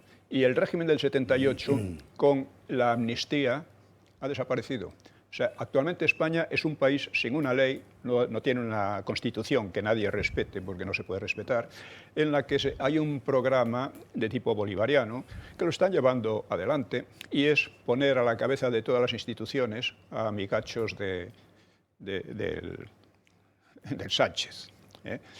Eso es un programa ante los ojos de todos, con la colaboración del PP. Y esa colaboración empezó ya cuando cambiaron la ley para la elección del Poder Judicial. Una pregunta última te quería hacer. Muchos pensamos, seguramente porque no miramos con suficiente perspectiva histórica, pero ahora me reñirá Pío por esto, que con Sánchez el PSOE se acaba. Es decir, un liderazgo de ese tipo en la práctica está convirtiendo al partido simplemente en una clientela, por otra parte, muy sectaria. Es muy difícil, desde mi punto de vista, que sea capaz de seguir suscitando entusiasmos de masas como hasta hace poco. A lo mejor es un desideratum, ¿verdad?, de un servidor. ¿Tú crees que no? ¿Que sencillamente es una reencarnación del PSOE en otra cosa? No, el PSOE sigue siendo el PSOE de siempre. Es más PSOE que nunca, como lo era en la República, ¿eh? Ahora, está en una situación precaria porque está retrocediendo en votos, en simpatía popular, etcétera. Lo que pasa es que esa simpatía la está tratando de capitalizar el PP, que no es otra cosa que el auxiliar del PSOE. Desde hace años el PP... ¿Por qué? Porque el PSOE tiene una superioridad ideológica e intelectual muy grande sobre la izquierda, porque tiene proyectos, tiene una visión de lo que quiere, de lo que va. El PP es intelectualmente vacío, no tiene nada. Observemos cómo el Feijóo dice, bueno, ¿qué es eso la lucha cultural? Eso son tonterías, ¿no? O sea, ha sido su política siempre, desprecia lo intelectual, desprecia la cultura. Entonces... Lo cual, por cierto, nos lleva a tema 2, Raquel, por favor, que nos lo habíamos dejado atrás, lo de Víctor Pradera, que yo quiero aprovechar para contarlo, que esta semana le dábamos un melón, ¿verdad?, como símbolo al tonto unánime de la semana, que era el PP de Mislata, por la retirada de la calle de Víctor Pradera y del obispo Irurita en esa localidad valenciana, ambos dos fusilados por el Frente Popular. Rápidamente hubo muchas reacciones, aquí vemos el título de la Gaceta, el PP vota a favor de retirar una calle a Víctor Pradera, intelectual católico asesinado por milicianos en la Guerra Civil. Roberto Villa, que es un historiador, el que documentó la cuestión del fraude electoral del 36, etcétera, publicaba, y ha sido equivalente Roberto Villa, porque ya sabe que todo el mundo, como dice Pío, ahora ya se lleva al marcado también para ponerle multas. Dos asesinados en la zona republicana durante la Guerra Civil, el jurista y político Víctor Pradera y el obispo de Barcelona, Manuel Irurita, privados de sus calles en Mislata. Bueno, mire, perdón un momento. Hay un dicho alemán que dice: hay alguien más despreciable que el verdugo, y es el ayudante del verdugo. El PP es el ayudante del verdugo. Por eso le dimos el melón como símbolo del tonto unánime de la semana. Y yo querría recordar quién es Víctor Pradera, quién fue Víctor Pradera. Porque, como comentábamos antes, y es que al decir Pío esto de la derecha me ha venido a la cabeza el asunto. La derecha española, con muy contadas excepciones, ha renunciado por completo a todos sus ancestros, como decía Carlos Esteban, pero ni siquiera para criticarlos. O sea, sencillamente no existe. ¿Cómo has dicho que nacieron ayer? ¿No decías tú? Sí, sí. Nacieron ayer. Nacieron con Margallo. Un abrazo, Margallo. ¿Quién fue Víctor Pradera, Pedro? Vamos a recordar quién fue Víctor Pradera. Y si usted encuentra por ahí un libro, aunque sea en internet, lo mira. Pues fue un intelectual del tradicionalismo, muy implicado en su partido, en la propaganda, en la elaboración de una doctrina, que fue diputado en varias ocasiones y durante la Segunda República también. Era tanto la Restauración como la Segunda República. Era miembro del Tribunal de Garantías Constitucionales. Eso es lo que iba a decir. Si no le eligieron en el 36, se le eligió. Que no era un conspirador, vamos, que no estaba poniendo bombas, que era uno de los señores importantes del régimen republicano, además de esto. Bueno, pues era vocal del Tribunal de Garantías Constitucionales, una especie de Tribunal Constitucional, sin llegar a serlo, lo que es hoy. Y le pilla el 18 de julio en San Sebastián. Estaba tan implicado que en vez de estar en una zona a resguardo, pues no, estaba en San Sebastián. Ahí estaba pues pasando las vacaciones. Claro, es detenido como tantísima gente, lo cuenta muy bien Guillermo Cortázar en el libro Un veraneo de muerte.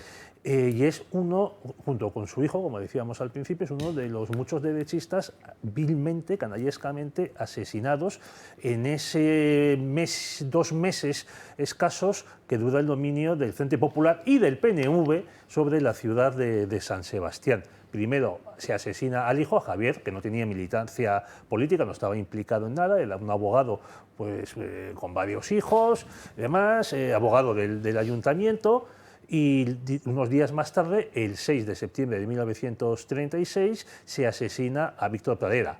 Le habían hecho saber que antes había matado a su hijo, por cierto. Víctor Pradera, abuelo, si no me equivoco, del que sería abuelo, tío abuelo. Abuelo, ¿no? Abuelo del que sería editorialista del Javier País Pradera, largo tiempo. Eso es. Y que también fue oficial del Ejército de la Victoria de Francisco Franco Mamonde. Si es que... ¿De dónde venimos? En esos dos meses, el infierno que se desató en España, y muy en particular en la retaguardia de la zona republicana, tuvo 2 responsables fundamentales, pero yo creo que uno, los anarquistas y los socialistas, porque los comunistas estaban en el frente casi todos. Pío Moa, quiero recordar que es donde yo leí que cuando estalla la guerra, en realidad las unidades que se movilizan para ir a combatir son fundamentalmente comunistas porque los socialistas quedan en la retaguardia matando gente. Sí, en gran parte fue así, sí. Los comunistas eran los únicos que tenían una estrategia y una visión inteligente. De ganar la guerra primero y hacer la revolución después. Sí, y que era más complicado. Crear un ejército regular, dejar las milicias y cosas así. Chocando contra el resto del Frente Popular, que eran unos locos, ¿no? Verdaderamente, ¿no? Los comunistas eran inteligentes. Una de las innumerables cosas que le han contado a usted al revés y que en este libro Pío Moa pone del derecho. Hay que leerlo. Hay que leerlo, el PSOE en la historia de España. Y yo subrayo, como ha hecho él, la preposición, porque de lo que se trata precisamente no es de contar una historia del PSOE, que bueno, de esas hay varias, y algunas muy estimables, ¿eh? No, en su contexto para entender por qué. Y la influencia en doble dirección del PSOE en los acontecimientos y de los acontecimientos en el PSOE. Y para entender, por fin, la gran pregunta que todos nos hacemos, ¿cómo es posible que el PSOE sea el único partido de la izquierda europea obsesivamente empeñado en destruir a la propia nación? Pío, gracias mil. Muchas gracias. En la esfera de los libros. Nos vamos a la publi y a la vuelta, más cosas.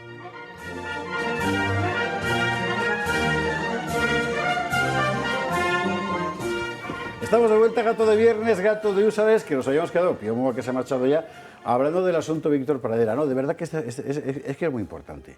O sea, a la derecha española en general le falta, pero porque ella misma ha querido, ¿eh? Yo quiero recordar que en su día José María Aznar decidió cerrar todas las fundaciones que tenía hasta entonces el universo de Alianza Popular, luego PP, donde estaba, por ejemplo, la Fundación Cánovas. La Fundación Cánovas que tenía ediciones muy importantes desde el punto de vista teórico, para hacer otra cosa que se llamó FAES, desde aquí a todos mucho cariño os mando, pero que no era una fundación de la derecha española histórica, era otra cosa diferente, ¿verdad?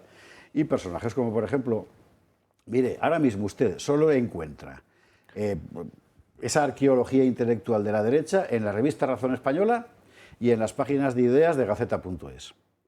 Y hasta donde yo sé, en ningún lado más. Bueno, me corregirá Pedro, que conoce el paisaje mejor que yo, pero en pocos sitios más.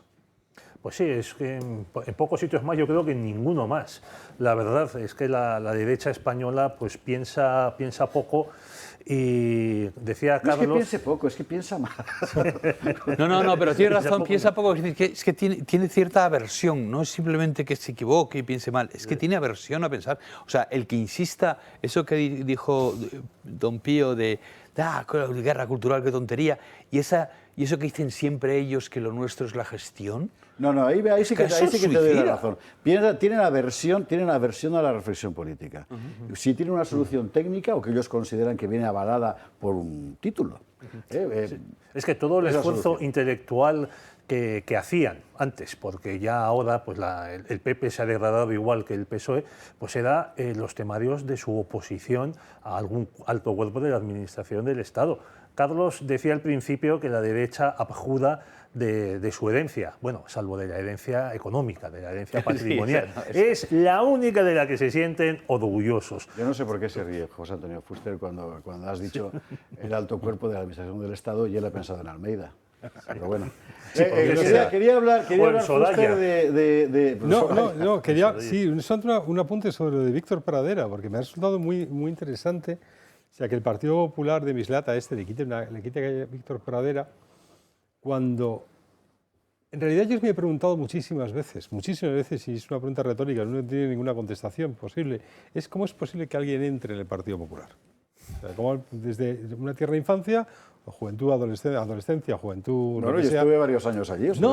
Sí, pero ahí dices... Hace mucho tiempo. Mira, gente que ha llegado a ocupar cargos de alta responsabilidad dentro del Partido Popular y que ha presidido hasta autonomías... Te lo perdonamos. Hasta presidido autonomías, que cuando le ves la biografía dice, entró en Nuevas Generaciones en 1980 y algo. Ya. Y dices, ¿pero por qué? O sea, ¿qué le puede llevar a alguien? ¿Quién le rechazó? ¿Quién le rechazó? ¿De qué manera pudo, o sea, en qué convento no pudo meterse para hacer esto? Porque, ¿cómo puede llegar alguien a la derecha, se supone esa derecha que había antes, si no te has leído a Ramiro de Maeztu, Defensa de la Hispanidad, o si no te has leído El Estado Nuevo, de Víctor Pradera, que son las obras que son la base doctrinal, no digo del fascismo, del franquismo, no tiene nada que ver. No tiene que ver. Nada que ver. Es la derecha. Esa es la derecha conservadora, incluso con dejes de israelianos, lo que sea, pero que El Estado Nuevo es una de las obras más espectaculares desde el punto de vista de lo que es que te da sentido a todo lo que es España. La construcción teórica, sí. Es la construcción, pero la construcción de una nación, la nación política. Antes hay una nación histórica, que es la que le da legitimidad a esta nación política. Entonces, la nación histórica está construida, se ve perfectamente, está en el Estado Nuevo. Y yo creo que no está, es el libro más perfecto. Entonces, ¿cómo alguien decide, voy a quitarle una calle? ¿Exactamente a quién? A la base fundadora de lo que yo soy. Y eso es el Partido Popular. Entonces, Víctor Pradera, pobrecito mío, sabéis que cuando le fueron a matar la primera vez estaba en el Paseo de los Fueros. Estaba con uno... ¿Le mataron 2 veces? Fueron a matarle. La primera vez le salvó unos soldados que pasaban por ahí y dijeron, no puede ser, porque había milicianos tal, que iban a matarlo. Y el tipo le dio muchísima rabia que no lo matara en ese momento porque le dijo a un militar que había al lado, un miliciano, no me acuerdo, que él en ese momento ya estaba preparado, que nunca había visto el cielo tan cerca, o sea, que lo tenía ahí. Entonces le dio muchísima rabia que tuvieran 24 horas más, que dieron 24 horas, una oportunidad. Sí, si pero 24 años... Pues ya, pero era una oportunidad para que su alma no estuviera preparada. O sea, hasta ese extremo era. Y no era un fascista, pero para nada. No tenía nada que ver con el fascismo. Bueno, pues bien empleado el melón del otro día. Lástima no tenerlo, pero es que nos lo hemos comido. Pero, bueno, melón, premio tonto unánime al PP de Mislata por este asunto de la calle de Víctor Pradera, que por lo menos ha servido... no hay mal que por bien no venga, ¿verdad?, para que podamos hablar de quién era Víctor Pradera. Profe, ¿qué tal? Muy bien. Hablando de historia, José Rodríguez, ¿se acuerda usted aquel señor que se le ocurrió, concejal en una importante localidad madrileña, decir, ¿por qué no damos una posibilidad a los estudiantes de que conozcan una historia diferente a la historia monolítica del sistema y tal? Aquel asunto de historia de contexto. Bueno, que va para adelante, ¿no? Va para adelante y vengo a mover conciencias de los padres, porque desgraciadamente todavía hay muchos padres que les dejan leer la basura que hay en los libros de texto a muchos de sus hijos.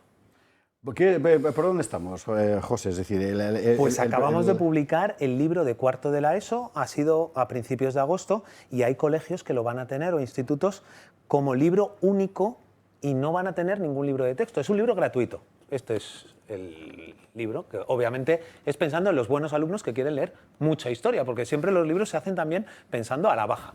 A ver, el alumno que no quiere estudiar y que no quiere leer historia, pues le damos un libro al bueno para que no lea. Sin embargo, nosotros hemos hecho lo contrario, ya podrá recortar el profesor.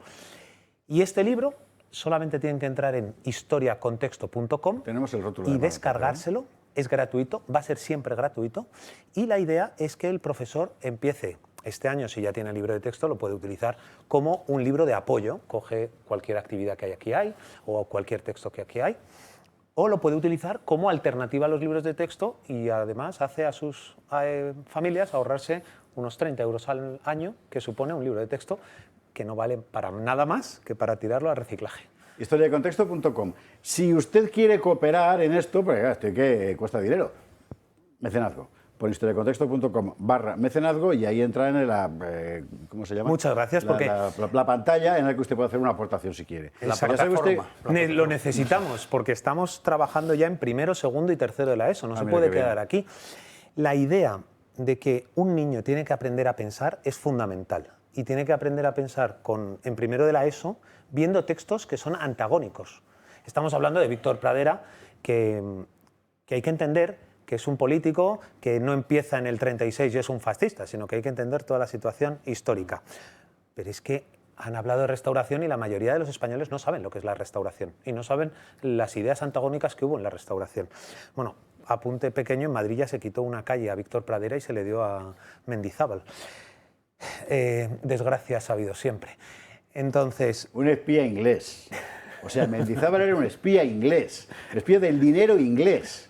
Que de verdad, aparte de que la desamortización fue una catástrofe porque cogió un montón de gente que vivía de los comunales, de estos que no sabía para seguir los domingos lo que era, y le dejaron. El problema de los jornaleros empieza ahí. O sea, el gran problema. A mí es que el asunto me saca de quicio. El gran problema agrario español lo crea la izquierda de la época con esas el gran empobrecimiento de España empieza ahí. Destruye. Ya lo que has hecho. Ya está claro. Claro. Es que destruye más la desamortización que la guerra de la independencia. Hace falta conocerles para picarles un poquito. Eso es lo que intento con este libro también a los padres. Picarles para que vayan a su profesor, al profesor de sus hijos, y le digan, por favor, tiene que gustar este libro. ¿Por qué? Porque recomienda, siempre tiene todos los mismos apartados, y se recomiendan libros de lectura, se recomiendan podcasts, se recomiendan vídeos, se recomiendan cómics. Luego hay los textos antagónicos, hay una explicación también en todos los temas, siempre lleva la misma estructura para hacerlo más fácil, textos explicativos, pero luego hay actividades. Entonces, un profesor este año ya tiene su libro de texto y dice, no, pero ya tengo mi libro de texto. Bueno, pero todos los profesores siempre quieren ampliar de alguna manera porque, a pesar de que el libro es muy malo, reconocen que algún tema es especialmente malo y necesitan coger algún ejercicio de algún otro sitio. Bueno, pues acudan a historiacontexto.com, que es gratuito, y lo único que tienen que hacer es la página 7, la descargan y la imprimen y se la dan a sus alumnos. Esto necesita ampliarse a primero, segundo y tercero de la ESO, como digo, pero este libro, la verdad, aunque sea de cuarto de la ESO, se puede utilizar en primero de bachillerato la mitad de sus temas porque corresponden el temario y está a un nivel muy alto, como decía, para que aquellos alumnos que quieran profundizar en la asignatura de historia puedan hacerlo con todas estas recomendaciones y además con el texto escrito en el propio libro. Y para homeschooling es estupendo, ¿no? Efectivamente. Es una realidad que existe en España que se quiere negar, pero muchos de ellos están inscritos en colegios americanos. Porque no lo cuentes, que lo investigan. Lo saben perfectamente, pero no se quieren meter con ello. El PP, no te preocupes que está cambiando calles. No se va a meter con homeschooling. Está en otra Mendizábal, de verdad, ¿eh? O es que una de las cosas que nos han enseñado de regular... No, esto es un perfecto ejemplo de la historia que a todos nos enseñan. A mí también, ¿eh? O sea, y a Pedro, incluso a Pedro. Que, bueno, las desamortizaciones, qué buenas fueron. No, fueron una calamidad. O sea, España tenía el mayor bosque europeo de robledal mediterráneo. Después de la desamortización se taló entero, para sacar madera y hacer combustible, por ejemplo. O sea, Pero- y todo así, ¿eh? Y Pero por se ha eso se enseñado en los funda la colegios- carrera de ingeniero de montes, para tratar de restaurar lo destruido.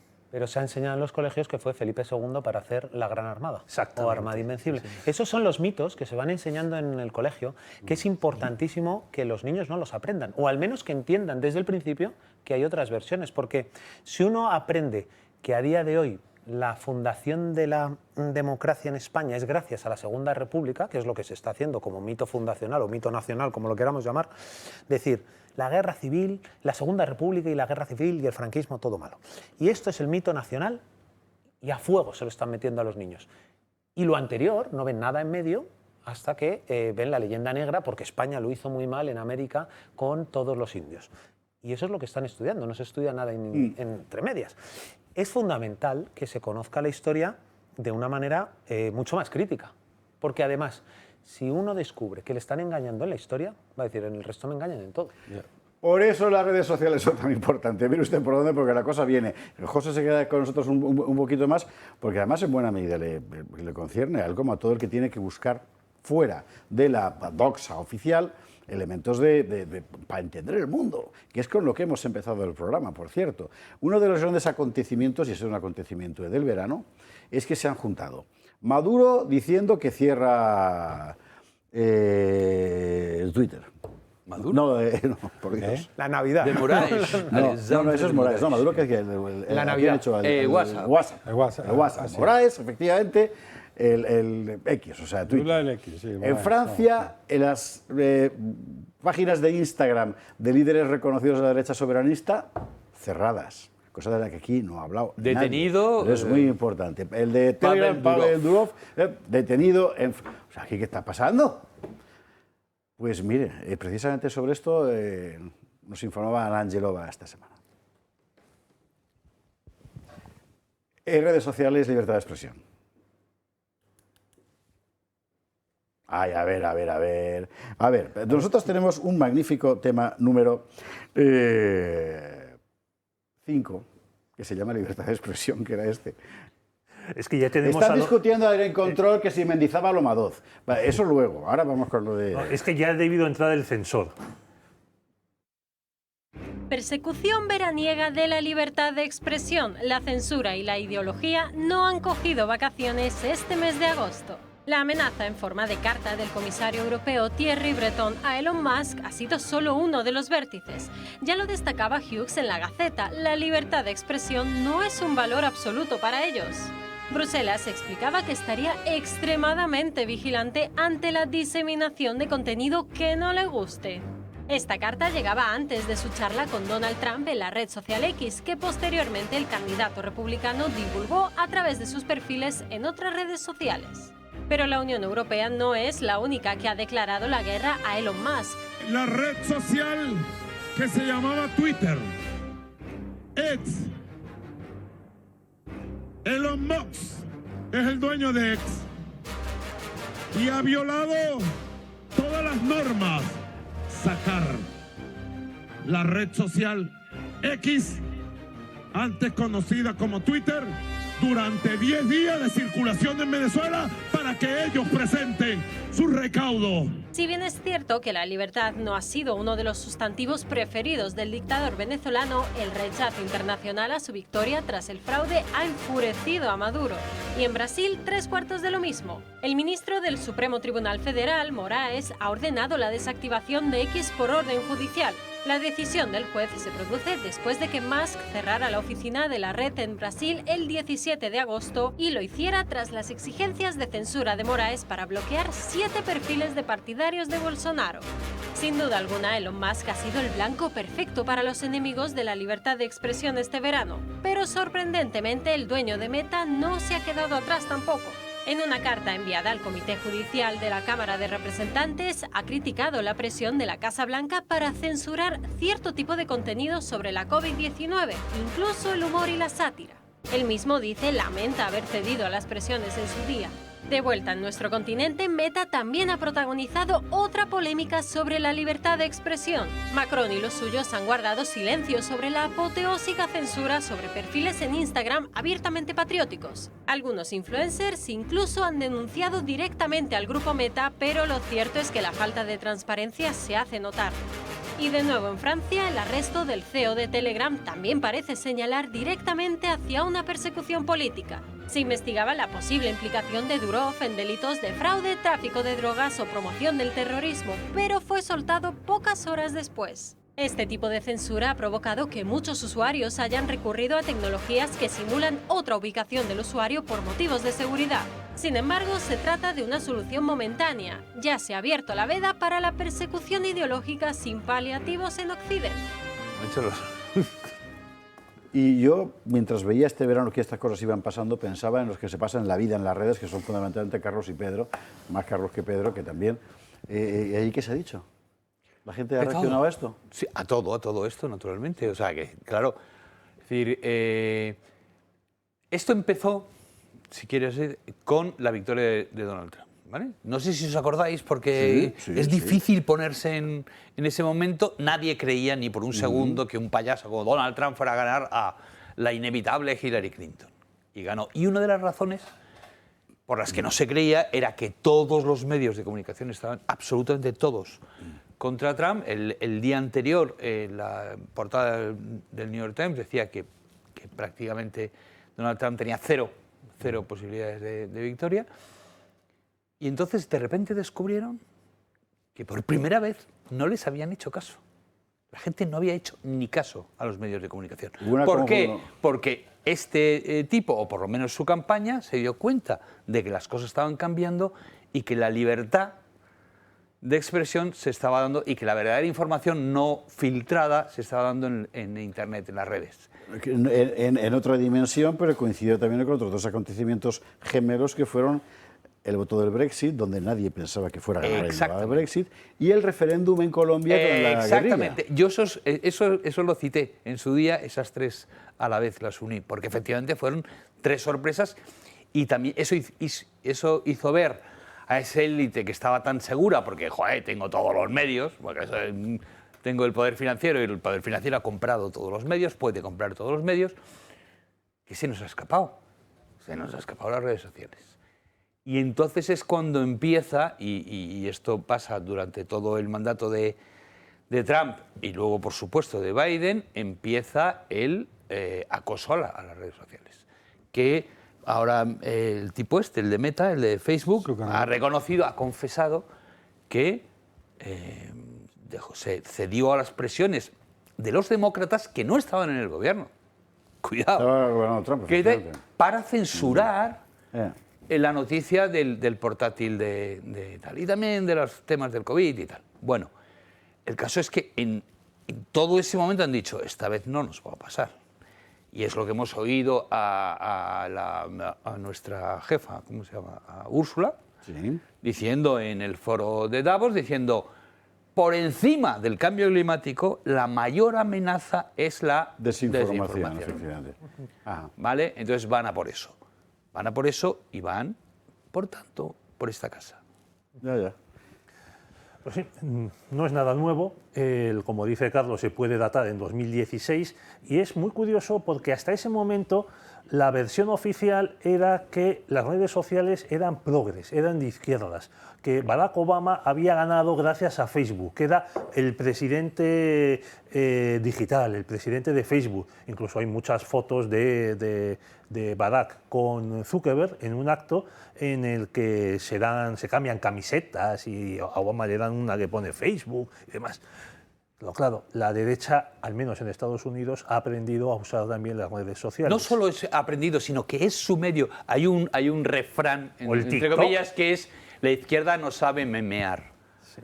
La izquierda no sabe hacer memes. Y es verdad. Bueno, es absolutamente cierto. Es que otro de los motivos por los que están atacando a Alternativa para Alemania, hablaremos luego, es que los de AfD, claro, no tienen acceso a ninguno de los medios tradicionales, que a su vez tienen cada vez menos audiencia, pero se han convertido en grandes tiktokeros. Entonces, claro, TikTok de pronto es la mano del comunismo chino en Europa. O sea, no los millones que están soltando los billetes, los fajos de billetes que hay repartiéndose por ahí. Pero volviendo a los medios de comunicación tradicionales, mira, en agosto pues falleció el banquero Jaime Botín, fundador de Bankinter, y leí varios obituarios, las cosas que hace uno en agosto cuando está aburrido y la señora le manda a pasear por eso, tú sal de casa, ve a tirar la basura y te entretienes. Si estás todo el día con cara de vinagre, Pedro, pues...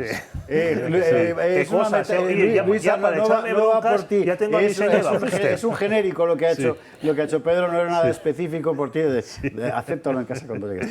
Bueno, pues me leí ese día 5 obituarios de Jaime Botín. Bueno, pues hubo pero es que iba, querido Carlos, con el interés del entomólogo de analizar qué pasaba. Bueno, pues hubo un periódico que mutiló el obituario y no dio la condena que tuvo el señor Botín por querer sacar un cuadro de Picasso de España ilegalmente. Bueno, ¿quién cree hoy día que eso tiene algo de interés? Que no se puede hacer si tienes acceso a través del teléfono a todo este tipo de información. Es que muchos editores y redactores de periódicos siguen viviendo en la época en la que ellos creían... Voy a ocuparme de que esto no se sepa. Macho, ya no se puede poner... Tienen razón. En una parte tienen razón. Es verdad, todo lo que has contado y los medios de comunicación, lo dijimos, están cayendo en un descrédito brutal, ya no os hacen caso a nadie, ya no sois influyentes, no tan influyentes, y sin embargo han continuado, porque ellos han conseguido el dinero para mantener la estructura de negocio por otra vía. Que su negocio ya no es informar. Su negocio ya no es informar. Claro, pero ese era el negocio. Cuando no eran influyentes, entonces ellos han encontrado y siguen en lo mismo y han visto que ellos realmente no sufren. Pero te das cuenta de que es un círculo vicioso que va a acabar mal. Es decir, yo ya no puedo, ya me he metido en este lío, ya no tengo lectores, con lo cual necesito depender del dinero del gobierno, pero a la vez, cuanto más dependo del gobierno, más servil me pongo, la gente se da cuenta, menos me leen, y al final el gobierno va a decir, mira, no me interesa darte ese dinero porque no llega absolutamente... No es tan verdad. Hombre, digo, a muy largo plazo. Pero si meten dinero en las redes sociales, con eso que hicieron de focalizar en la persona aquello que quiere ver en ese mismo momento, recordad aquello de Oxford, y la gente no es capaz de pensar... Ya, pero es decir, voy a meterme para conseguir el cerebro de Carlos Esteban y tal, la atención y tal, pero entonces me tengo que hacer facha, con lo cual no me compensa. Pero fíjate, o sea, no estoy hablando del New York Times o del Washington Post, pero te veo un canal de streaming o un canal de eso como Disney, que pierde cientos de miles, si no millones de suscriptores por su política woke absolutamente caótica. Y que está cayendo en bolsa, dilo todo. Está cayendo en bolsa muchísimo. ¿Y aún así? Y aún así, dice, hace series, destroza la serie de Star Wars, o sea, lo que es la historia de toda la Guerra de las Galaxias, para hacer una serie de porquería y de bazofia que tiene que cancelar y tal. Pierden sus parques temáticos, ya no va la gente que iba antes. Y siguen. Y perseveran, por tanto hay algo más en sus ejecutivos. Ellos despiden a mucha gente, pero sus ejecutivos siguen y siguen y siguen. Dímelo en latín, si quieres. Quos Deus perdere volet, ¿vale? Vult, perdón. Bien. Prius dementat. Joder, macho. Cuando Dios, a quienes Dios quiere perder, primero los vuelve locos. Vale. Ahí estamos, sí señor, Oye, para que usted vea. Bueno, ¿te podría hacer una pregunta a José ya por aquí? Y nos vamos a la pública y hay que hablar de alternativa problemática. Tú sabes que en la Asamblea de Madrid hemos dado con el tema de los libros de texto, adoctrinamiento y todo eso. El problema es cómo conseguimos que un padre se lea el libro de historia de sus hijos, porque el libro de historia de sus hijos posiblemente sea una bazofia. ¿Cómo lo conseguimos? No hace falta leer mucho, con tal de abrirlo y ojearlo ya va a encontrar alguna bazofia enseguida. Lo que tiene que hacer es ir a su profesor, al profesor de sus hijos, y decirle, oye, en cuarto de la ESO, ahora mismo hay una alternativa, es gratuita, empieza a utilizar. Si la utilizas, el año que viene no tendré que comprar el libro. ¿Imaginas que hubiera un canal de denuncias? Ojalá. La alternativa, historiacontexto.com, recordamos el rótulo y recordamos también que si usted quiere contribuir con esto, está abierto a mecenazgos, porque esto a la gente hay que compensarle el esfuerzo, que esto además cuesta. Bueno, fundamentalmente materiales de primerísima calidad para profesores de historia, libros de texto alternativos a los del sistema. Tenemos ya cuarto de la ESO y ahora vamos a por los 3 primeros cursos de la secundaria, historiacontexto.com. José Rodríguez Cuadrado, gracias mil. Gracias a vosotros. Nos vamos a la publicidad. A la vuelta hablemos de Alternativa Pro Alemania. No vamos a decir lo que todo el mundo. De hecho, vamos a enseñarles a un conspicuo grupo de representantes de Alternativa Pro Alemania cantando Israel, Israel, Israel.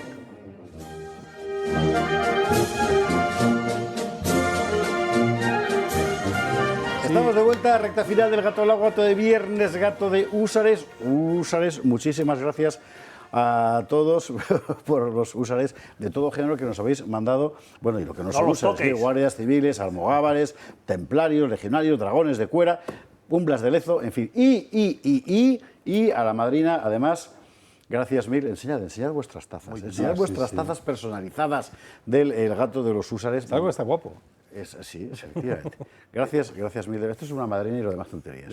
Así que muchísimas gracias, Paz, por tantos detalles. Bueno, que nos vamos a lo de Alternativa por Alemania. Usted sabe que ha sido la noticia de la semana, del fin de semana. Luego la gente se ha callado enseguida. Vamos a ver, son elecciones locales, en 2 lendas importantes, pero bueno, tampoco, en fin, son elecciones locales. Claro, en realidad lo que es más llamativo es que con la gigantesca campaña de diabolización que ha sufrido Alternativa por Alemania durante, sobre todo el último año, haya conseguido esos resultados. ¿Por qué? Pues porque esto significa en buena medida lo que estaban contando antes Carlos y José Antonio, es decir, el poder está lanzando un discurso y la gente está reaccionando contra el discurso del poder. Las cosas le salen al revés. Pero sobre lo que es Alternativa por Alemania se han dicho muchas tonterías, muchísimas. Vamos a ver el informe que hacíamos esta semana sobre estos resultados y luego añadiremos alguna cosita más. ¿Alguna?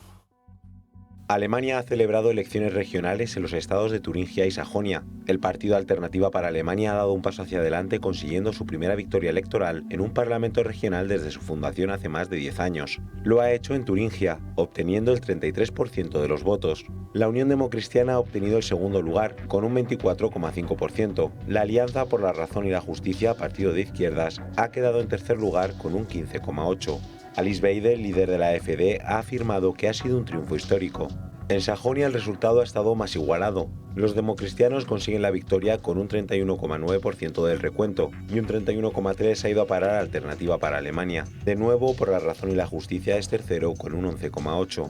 El Partido Socialdemócrata del canciller alemán Olaf Scholz ha encajado un quinto puesto en Turingia y el cuarto en Sajonia. Sus socios, los liberales y verdes, quedarían fuera de los parlamentos regionales tras no alcanzar el umbral mínimo del 5% de votos. Scholz, en un comunicado, describió los resultados como amargos y preocupantes, llamando a los partidos democráticos a establecer un cordón sanitario contra AfD y afirmando que Alemania no puede y no debe acostumbrarse a esto, diciendo que AfD está haciendo daño al país, debilitando la economía y dividiendo a la sociedad.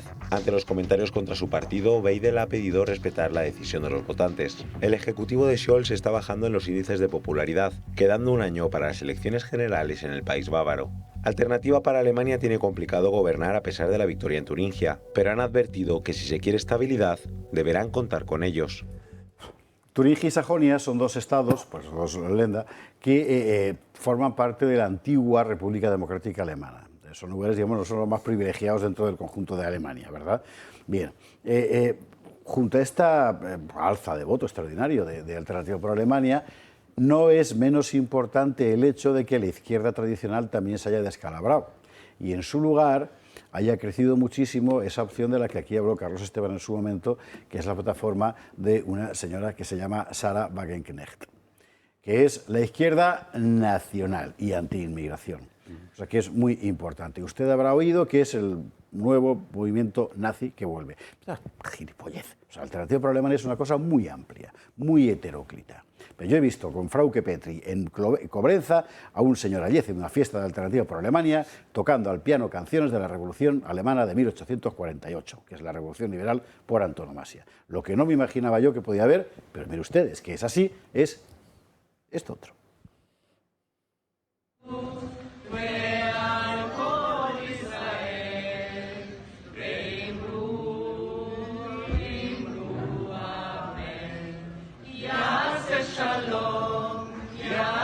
Shalom, Shalom Aleinu, Ve'al Kol Yisrael.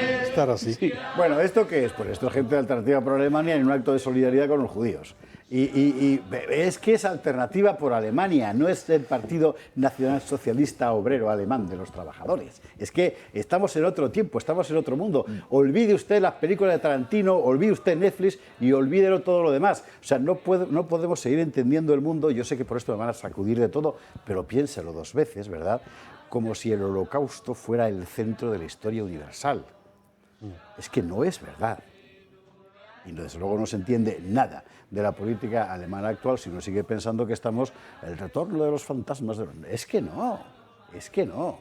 El antisemitismo alemán empieza en realidad con Lutero, sino antes, y el moderno con Rembrandt, educador, a finales del XIX. Y no era nada comparado con el francés, por ejemplo. Por cierto. En fin, bueno, Alternativa por Alemania. Carlos Esteban, le doy la primacía porque, además de los primeros en hablar aquí en esta mesa de lo que estaba pasando, fue precisamente Carlos. Vamos a ver, yo quiero destacar una cosa porque al final siempre se comenta, para como quitarle importancia a esto. Bueno, hay que recordar que esto viene después de el triunfo de Alternativa de Alemania, el triunfo relativo, en las europeas, ¿vale? Sí. Eso es muy importante. Entonces, se suele quitar importancia diciendo, bueno, estos son dos länder que pertenecen a la antigua República Democrática Alemana, están atrasados del mundo comunista, bla, bla, bla. A mí me parece esto impresionantemente interesante, al revés de lo que tal. Porque precisamente el célebre telón de acero, todo lo que fue la Europa comunista, actuó como una especie de nevera. Sí, eso es ¿vale? verdad. Es decir, los húngaros, los polacos, los checos miraban a Occidente, ay, a ver si podemos integrar, a ver si se acaba esto, pero ignorantes de la evolución que íbamos teniendo nosotros desde el 68, ¿vale? Como la izquierda se iba convirtiendo en otra cosa, la revolución sexual, un montón de cosas para las que ellos no estaban preparados. Y cuando de repente, ¡pum!, se levanta el muro, se encuentran que son muy diferentes, incluso desde el punto de vista anticomunista, derecha, como se le quiere llamar. Tenemos a Orbán, tenemos lo que era el PiS que ha gobernado Polonia hasta hace nada y tal. Es decir, tenemos gente que dice, no, mi patria es importante. 1, no puedo llenarla de gente de fuera y que me vaya a cambiar la demografía. 2, y así muchísimas otras cosas. No, un hombre es un hombre y una mujer es una mujer. Un montón de cosas que se han perdido, que no entienden que eso sea como sinónimo de progresismo. Para ellos progresismo era pues lo que podría ser progresismo en los 60, por ejemplo, ¿no? Eran libertades, liberalismo económico y todo esto. Entonces, significa que ellos no tienen nuestros complejos. Y además otra cosa que pasó específicamente en Alemania con el comunismo es que no les permitió tener, aunque a los comunistas les convenía en cierto modo, no les dio el mismo complejo de culpa nacional a los alemanes del este. Efectivamente, sí, que a los del oeste. Entonces, la Alemania federal ha evolucionado sintiendo odio a sí mismo. Se le inculcó un odio a sí mismo. No, el tema nacional no lo toquemos, no estemos demasiado orgullosos de ser alemanes, bueno, hay que pisemos despacito. Que cuando ven que se empieza a romper el país, lo mejor que se les ocurre es lo del patriotismo constitucional, para que no hubiera patria real, que es la famosa historia de Habermas. Exacto. Entonces, estos en cambio no han vivido eso y no lo entienden. No lo entienden. Y entonces, cuando ven que su país... De hecho, estos estados son los que tienen menos inmigración, menos inmigrantes, curiosamente, y son los que reaccionan más fuerte, porque lo que están reaccionando a escala nacional. Es decir, Alemania, ¿qué os pasa? Que estamos perdiendo a Alemania. No digas Alemania, peligroso. Es verdad, es así. Nosotros hemos sido muy malos, es así. Y ellos no tienen ese complejo. Y esto pasa en otros países también. Entonces yo creo que por eso es muy importante, es muy relevante, porque lo estamos viendo en Inglaterra, por ejemplo, en los disturbios que hubo. Es decir, que la gente está diciendo, pero vamos a ver, que esto no tiene sentido, que no tiene nada que ver con ser progresista o ser nada, no ser bueno. Por cierto, en Alemania, la Iglesia católica y la Iglesia luterana, básicamente, ya no se estila excomulgar, pero básicamente han excomulgado a los que votaran Alternativa para Alemania. Hombre, no creo que les importe mucho en Turingia y Sajonia, porque estas regiones, como toda Alemania Oriental, pues tienen un altísimo porcentaje de ateos. Esto sí es herencia pero es que, del viejo comunismo. Y más que habrá en los 2 últimos años, en cada año la Iglesia Católica ha perdido medio millón de fieles. Pero eso es por la sinodalidad. Parece que no les interesa mucho a los al católico, el fiel alemán, eso de la sinodalidad no le interesa. El tema de tener que pagar el 9% de tu nómina. Pero lo más, has mencionado los incidentes, las protestas que está habiendo en Gran Bretaña y que el actual primer ministro laborista está reprimiendo, iba a decir a sangre y fuego, pero es lo que le falta, lo del fuego. Es también muy llamativo que estas protestas en las ciudades inglesas, en las ciudades irlandesas, el voto a Alternativa por Alemania en estos estados federados, que son de los más pobres, es una protesta de las clases bajas contra la imposición que hacen las grandes élites, las que viven pues, en Berlín, en Múnich, en París, en Washington. Sí, absolutamente. Es decir, es el viejo desprecio. Es divertido porque es como si todo lo woke nos hubiera permitido, nos diera permiso otra vez el viejo desprecio hacia la clase pobre, hacia los pobres, ¿vale? Es así. La clase alta le ha encantado siempre despreciar a los pobres, pero se hizo prohibido. Busque usted, antes de dar la palabra a Fuster, busque usted, porque está todavía en Voz Populi, artículo excelente de Víctor Lenore, como siempre los suyos, sobre si es posible en España, en la izquierda española, un efecto Sarah Wagenknecht. Excelente artículo de Víctor Lenore que tiene que leer, y si no, pues lo escuche usted con Luis del Pino en Radio Libertad. Último minuto de programa, últimos 2 en realidad. José Antonio Fuster. Alternativa por Alemania. El pasado lunes dio la rueda de prensa en Bambú, que yo soy portador nacional, tenía que haberla dado yo, pero la dio Santiago Abascal porque es el comienzo del curso y además porque soy presidente, punto. Y llegó un periodista a La Sexta lo vimos, le dijo, lo viste, ¿no? Le preguntaba que qué le parecía la victoria de los neonazis de Alternativa por Alemania. Yo doy gracias a Dios porque la rueda de prensa la dio Santiago Abascal, porque yo a lo mejor en ese momento me voy a quedar... Es decir, yo he leído el programa entero de Alternativa por Alemania hace tiempo. Además ellos en la primera línea se definen como liberales, conservadores y demócratas. O sea que alucinas, Maripili. Pero es de una completa estupidez, es de la nada vacía en el cosmos pensar que Alternativa por Alemania son neonazis, sobre todo porque es que no existe tal cosa. Pero mucho cuidado con ir demonizando a lo que bien ha dicho Pedro Etal, a partidos que tienen un enorme apoyo de las clases más. Sí. Porque no esperamos nada de Baviera, lógicamente, pero esperamos todo de las clases. Tú sabes que esa misma pregunta, eso le pasó a Höcke, al ganador en Turingia, que le dijo, ustedes han ganado, la extrema derecha ha ganado, y dijo, oiga, ¿está usted llamando extremista a un tercio de los es lo mismo que dijo Abascal, está usted llamando neonazis al 30% de la población. Es decir, es que no es verdad y aparte, añado, es muy peligroso. Claro.